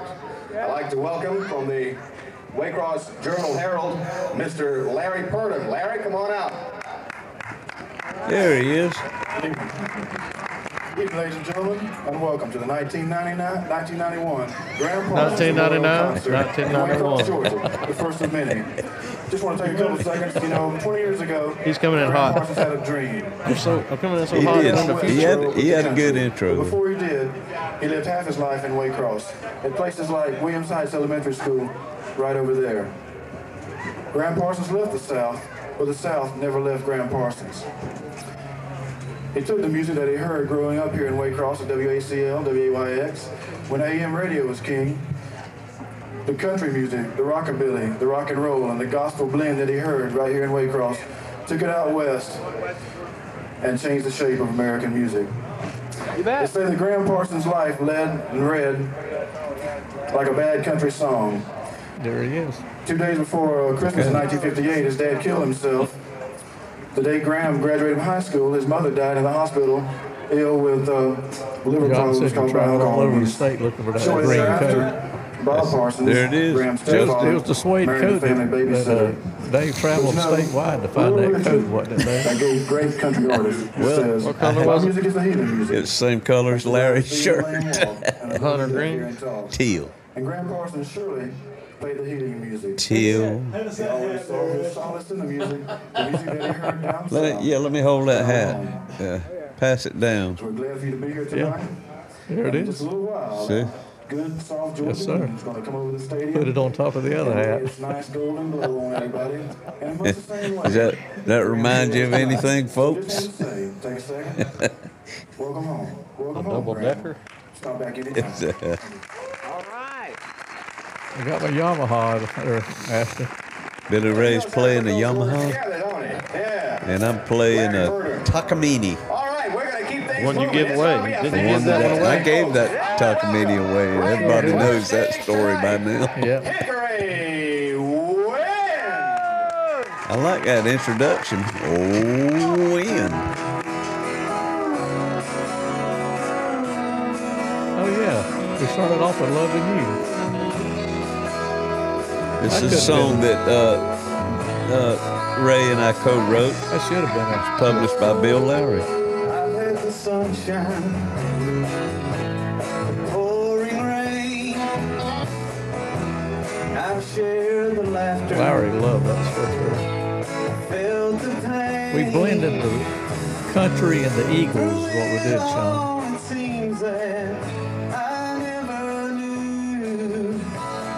I'm gonna tell you something. Them fringes, they hurt. They hurt. They'll hurt you.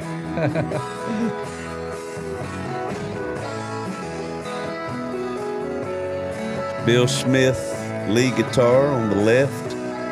Brother of John Smith on drums. With love on fire. George Farr on keyboards. Hearts on fire. That's Tony Cason right in between. You can barely see him underneath the piano back there. What was he doing? I think he was playing. Let's see. Probably playing pedal still. I can't remember if this was a pedal steel song or He not. played it on Hickory Wind, I remember. Yeah. There's Debbie Thigpen to my right.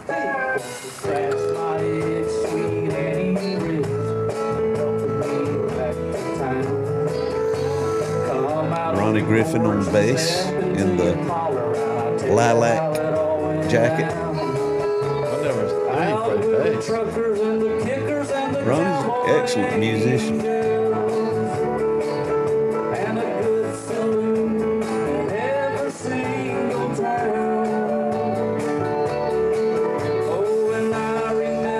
We came out with both barrels blazing. Now I tell you, we were well rehearsed. We weren't like the bass player in Polly's band. We weren't just a cover band. Yeah, he pissed me off.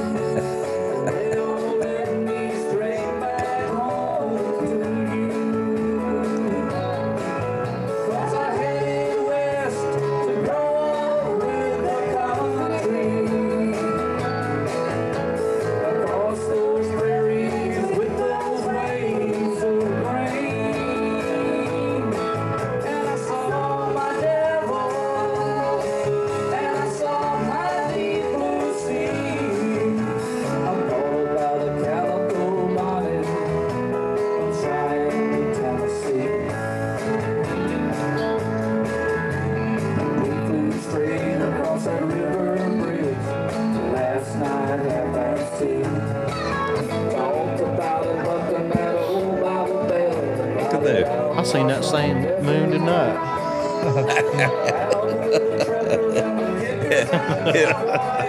It was the same moon, but it's still out there.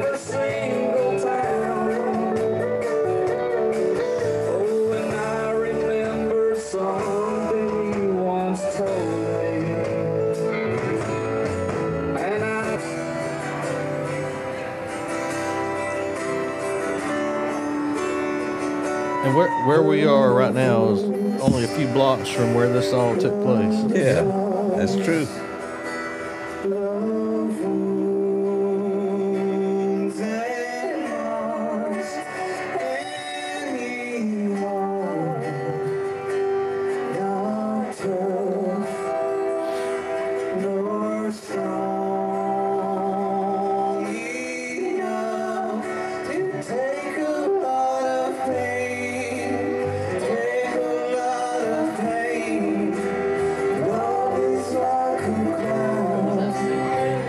That's Debbie Parker. Debbie Thigpen.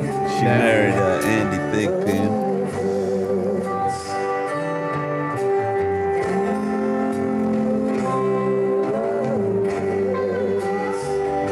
Well, that Stetson's held up. That's a big hat, I'm telling you. Funny thing about it is that my head is the same shape inside that hat. It's tall. Oh, yeah? Yeah, it's tall like that and pointed. Yeah. Got a dent on top. And got a dent, a ridge.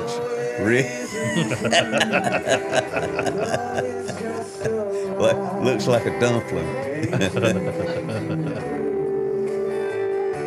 Now, Tony's playing steel guitar. This is amazing, folks. 2 weeks before this, Tony goes down and buys him a pedal steel. And the pedal steel guitar is not easy to learn. But he's only been playing it 2 weeks. Wow. That's the talent right there in that guy. Bill Smith. That's Bill picking the lead. Bill brought a little more of a rock jazz edge into it. Yeah. Probably a lot like Jock Bartley did when they went out on tour. You know, Jock Bartley from Denver, Colorado. He was more of a rock guitar player. They hired him, and he was more of a rock guitar player, but it worked.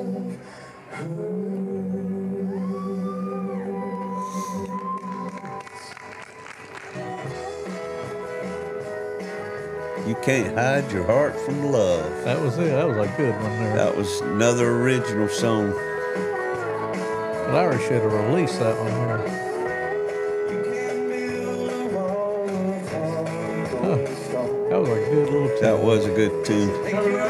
Yeah. Yeah.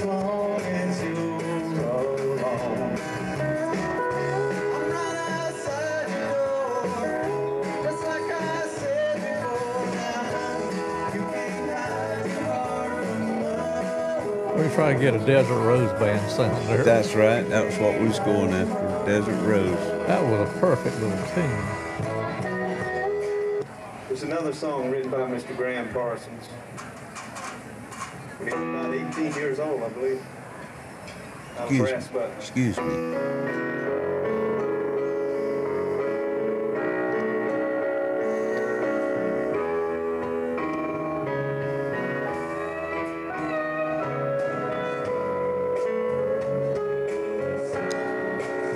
He's singing, but they didn't have the they didn't have the sound up.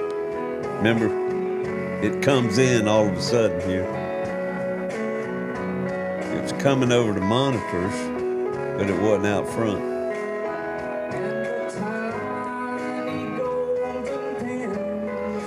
Now this sound crew,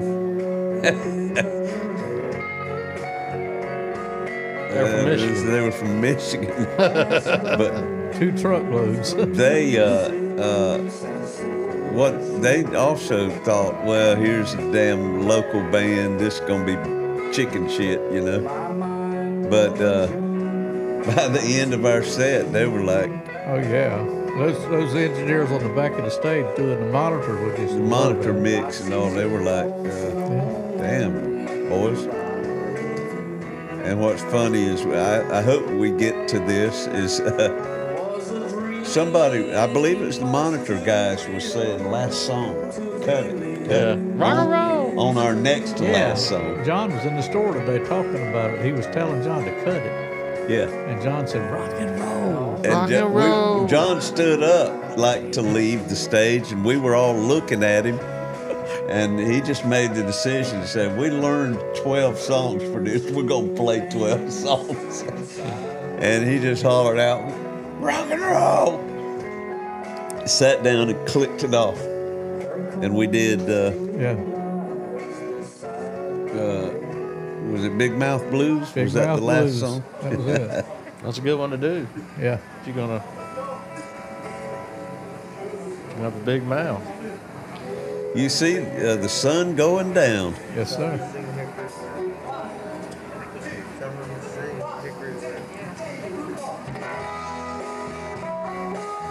It's another original. My Heart's in Your Hands. Lowry loved that one too.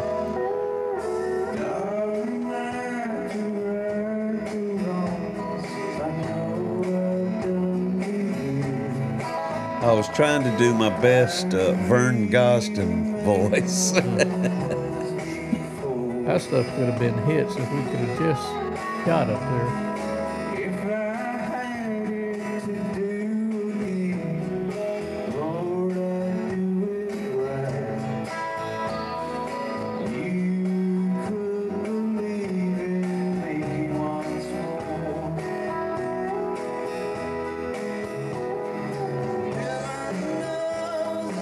I was in 10th grade. I didn't even know this was going on.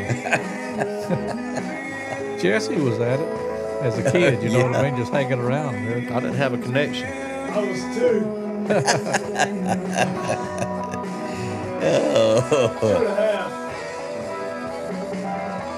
Las Vegas. Oh, look it out there.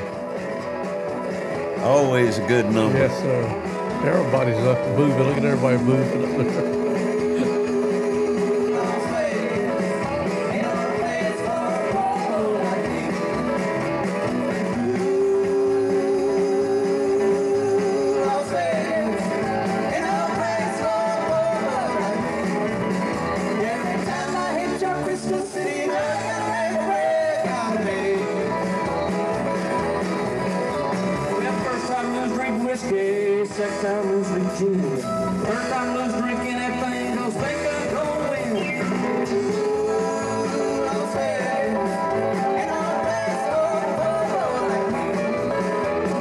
Polly and them being down at the bottom of the stage, she was just shaking. He couldn't believe it. Because of the conversation we had that day of it, you know. Well, we was tight. We were rehearsed. We were together. She was standing down there right at the bottom of the stage.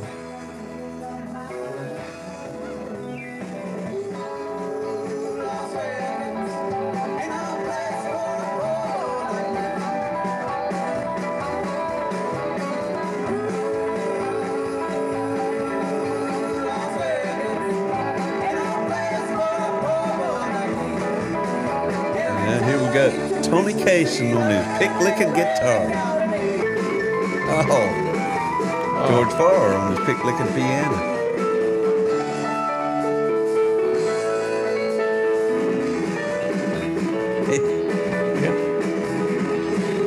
Okay, Bill Smith.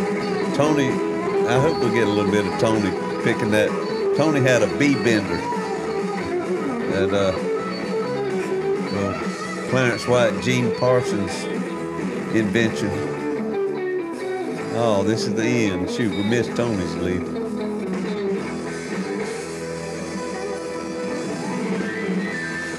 That little Beatles. Yeah, he hit that he ended it with the little trick nod to the Beatles. Yeah. Little toe tap in the We'd like to feature a special guest y'all all know around these parts is the tourism director for the Waycross-Ware County Chamber of Commerce, a beautiful woman and talented too, Miss Linda Lee. She's going to perform a song by Emmylou Harris. That was my second wife's cousin. Yeah, it was. To Birmingham. How many wives you had? How many wives' cousins did I have?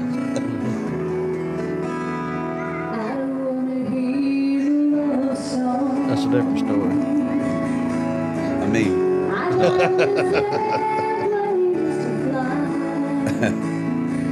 by virtue of osmosis. That was Linda's moment in the sun there. That was another pretty girl from Waycross.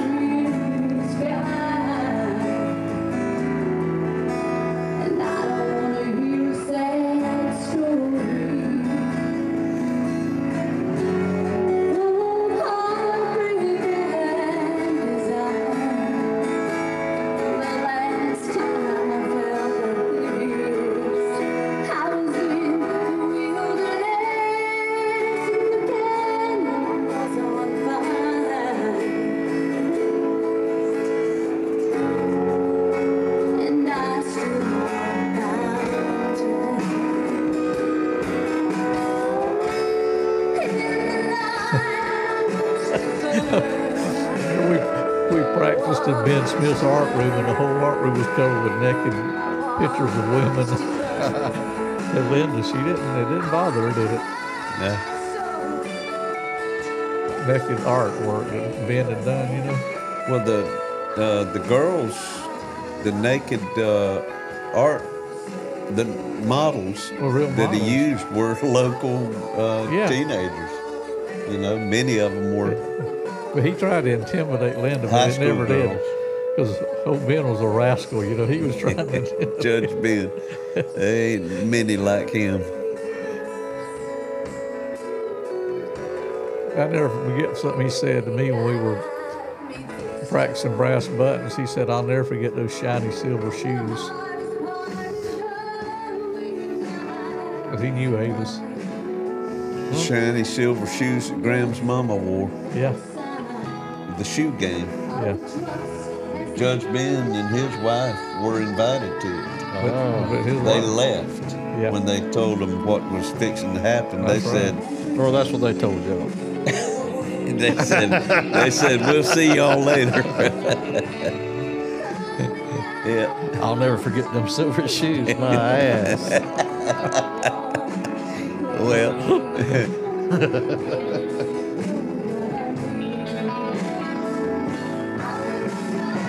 I always did think that John Smith looked a little bit like Grant.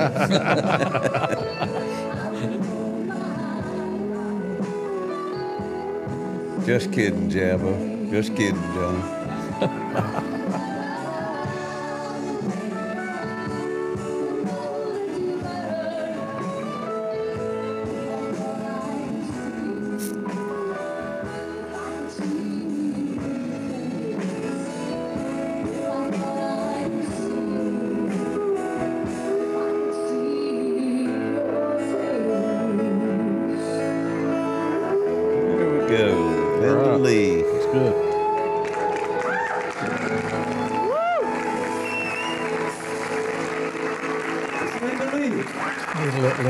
Putting this up. I don't even know if she's on. I don't know where she is. I think I'm Facebook. Our drummer, John Smith, and his brother, the lead guitarist over here on the right side, Mr. Bill Smith. So this was one of the Smith brothers' originals. Yeah. Way back then.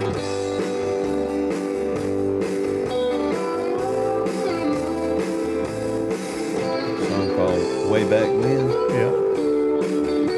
And Lowry had published it. Right. This was also published. I sent it up there to Lowry Farm.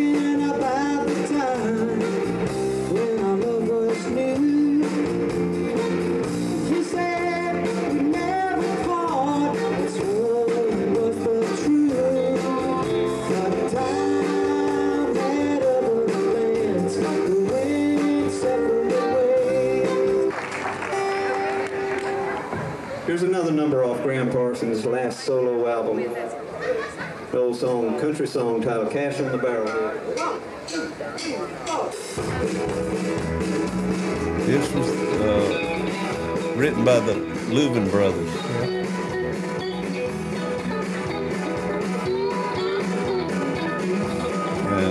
Amazingly, when Graham was 9, he went to a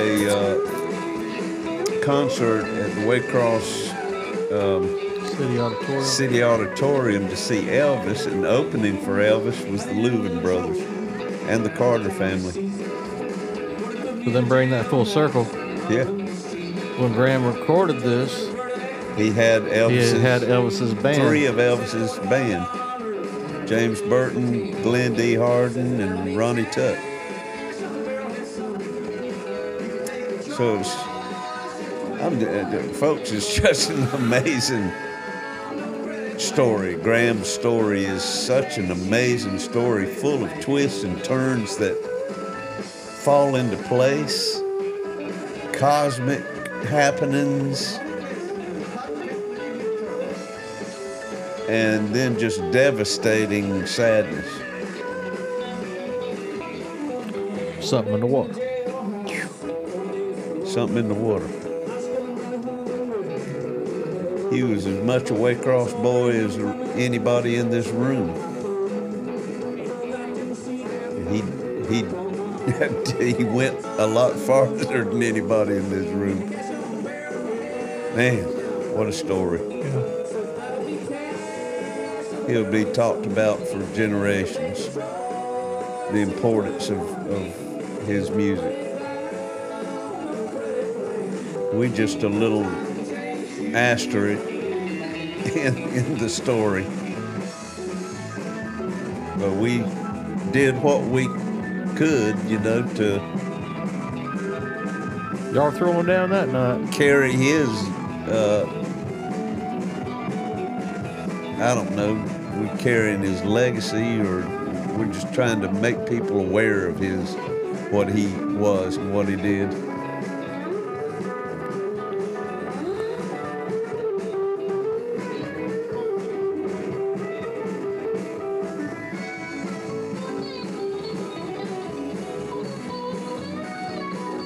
This is getting near the end now, I think. This might be the next to last song, unless I'm remembering wrong. No, we still haven't done You. We do You at some point if they called it in there. I don't know if that one was recorded. Or did we do You? We might have cut that one. We might have cut it because of the slowness. Might have been.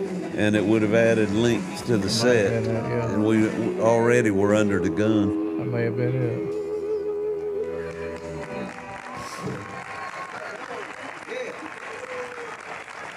Thank you all. The name of our group is Hickory Wind. We named it after a Graham Parsons song, possibly his signature song. It goes something like this. 1, 2, 3, 1,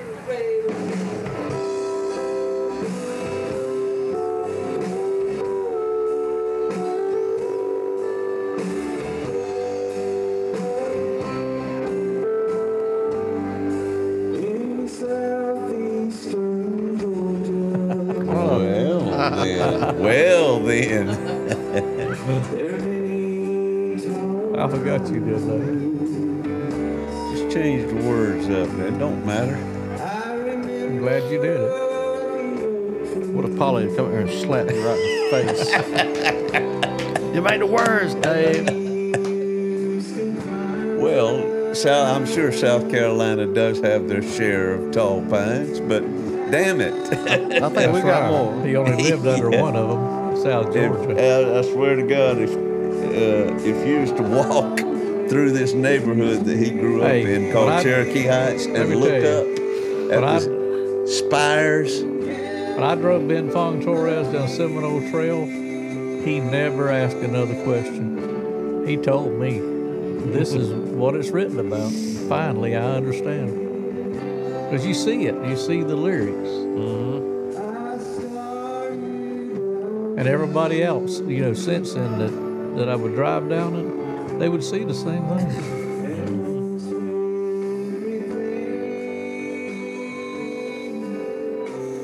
Yeah, it was imagery.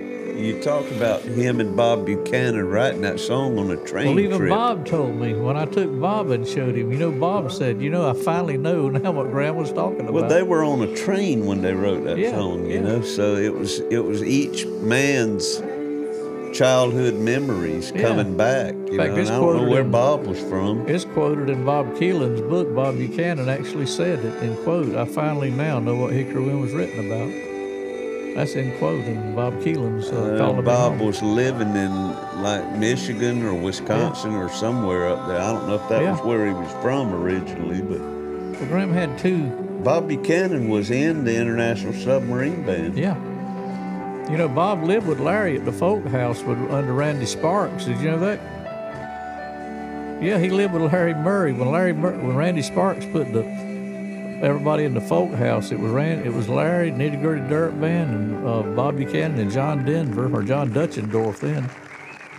He was in the New Christie Minstrels. Randy Sparks was managing them.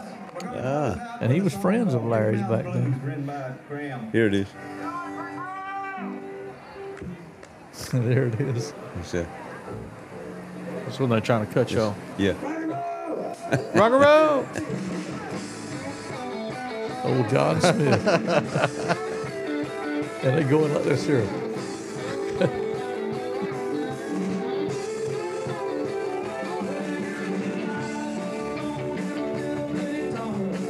Yeah. Y'all breaking the law. That's one of y'all's crimes right here taking place. I told y'all to cut it. That's rebellious. It was rock and roll. That was a rock and roll move. Got Bill excited. He's like, we rocking it now.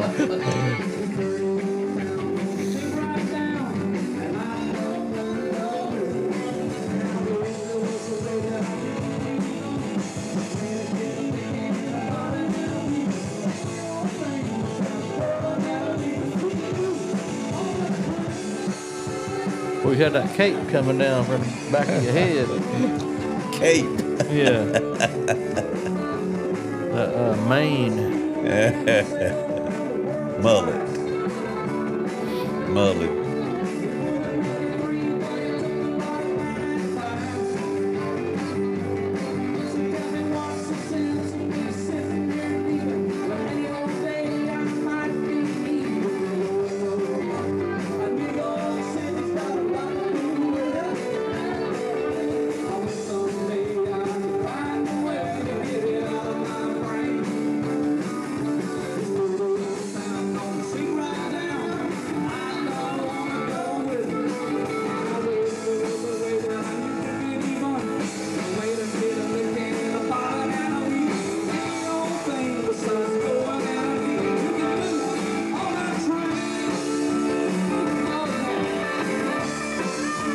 There's Tony on his bender.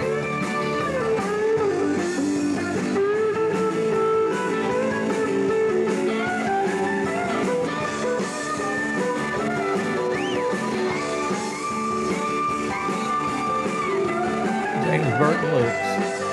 That's James Burton lips.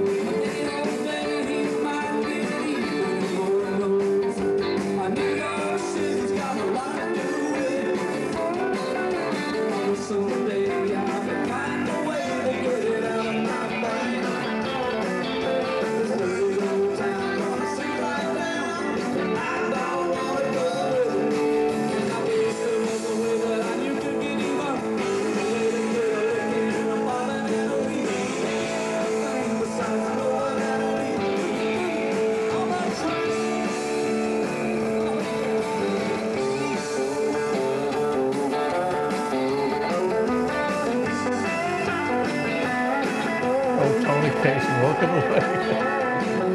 And Bill comes in at the end of it. Yeah. That's George piano. This is it. Yeah. Bill. Bill Smith.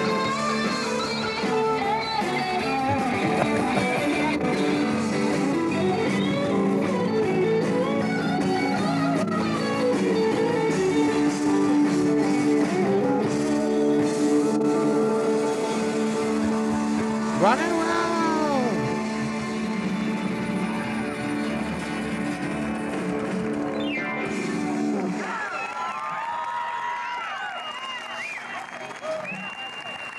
Thank you. And let's hear it for Hickory Wind. Yes, indeed. Y'all ever heard of Diet Pepsi? It's new. So much talent. The great Graham Parsons, born in Waycross, Hickory Wind from Waycross. Now the only thing we need is Pernell Roberts here. Come on. That's a good spot right there. Our first Braves update. We have a Braves update for you. Braves update. No, I don't. Okay. It's like, I don't care. Oh, that was good. That was good memories. Are we boys. still? Are we live now? Yeah. Huh? Yeah. Okay. We still live. Okay. That was fun. That was fun reliving that back then. The thing about it was after this, Chamber of Commerce never did another.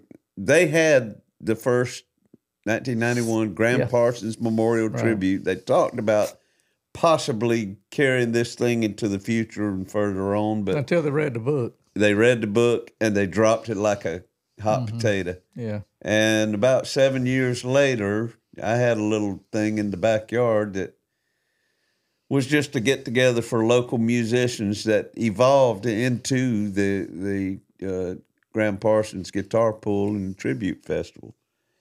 And Hickory Wind, the band, that was our only engagement. And after that, but we all had a good time at it and doing it and everything. Yeah. Two of the members of the group, Tony Kaysen and George Farr, formed a country music band based on what we did with that right there called Alibi. They went on to win the Charlie Daniels contest. Win the Charlie Daniels Country Music Contest. Upcoming new bands and stuff. And they had a record contract, or they were courting some record companies anyhow, and then that band ended up breaking up like bands do. But that's kind of like the after effect of that one magic night in '91, and then Hickory Wind. We continued to perform at the Graham Parsons Guitar Pools over the years, and I think the last time we played was 2018, I believe it was. It was the year we had Marty Stewart. That's it, last time. And the Guitar Pool, we've had a lot of headliners over the years at that thing. Leon Russell, Charlie Louvin, Kevin Kinney, Jay Farrar, Ralph Stanley, Dr. Ralph Stanley, Leon Jim Russell. Lauderdale, and Leon Russell, the Dillards, Rodney Dillard, Bernie Ledden, many Blind Brito Brothers, Brito Deluxe. Oh my gosh, Sneaky Pete. Sneaky Pete's last concert played here. We've just had some Marty Stewart and Fabulous Superlatives, Kentucky Headhunters, Firefall. We've had a lot, folks, and it's a wonderful Capricorn Rhythm Section. Capricorn Rhythm Section. Jimmy Hall. It's very heartfelt. Randall Brown, Tommy family festival, and it's Scott Boyer, like Paul Campbell from Mobile, Alabama. He and his wife Laureen Flanders they discovered the festival sometime in the 2000s when they attended for the first time, and he calls it the best little music festival that you've never been to. And we had Larry Murray in 2019 who was connected to the whole country rock explosion from Waycross, another pioneer from Waycross in California. And then we last year with the pandemic, we weren't able to do it out at the fairgrounds. We have it each year out at the Okefenokee Fairgrounds right here in Waycross. Vendors, campers, RVs, the whole works is all enclosed within the fairground midway. A beautiful stage is already up, constructed out there, and it's a laid back good time. And we invite you all to put it on your calendar. It's usually in the latter part of the year, I think around mid-October. You know, when Sneaky Pete came off the bus, I met him as he was stepping off the bus. And me and him walked, and you could see all those pine trees back there at the back of the fairground. And I said, "That's the pine trees Graham wrote about in Hickory Wind." and he said, "Man, you know, he was just." But coming up tonight at 8 p.m. Eastern Standard Time, we'll be doing our second year in a row because of an old thing called COVID. We'll be doing our second virtual online guitar pull in tribute to Graham Parsons. We hope that you'll tune in. It's going to be a good time. And we thank you for tuning in to this special episode of our guest, Billy Ray Herrin, reliving some good memories of the 1991 Graham Parsons Memorial Tribute. Historical memories. The Ben Fong Torres interview and all that good stuff.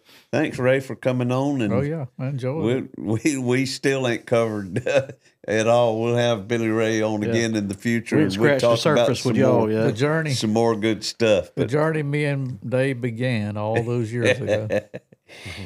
Thank you all for being here. We appreciate it. And come back tonight for another Something in the Water special event. Cold black water finds its way across through your veins. It just might seal your fate.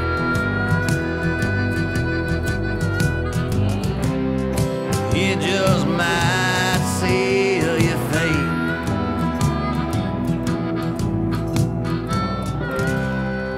It just might seal your fate.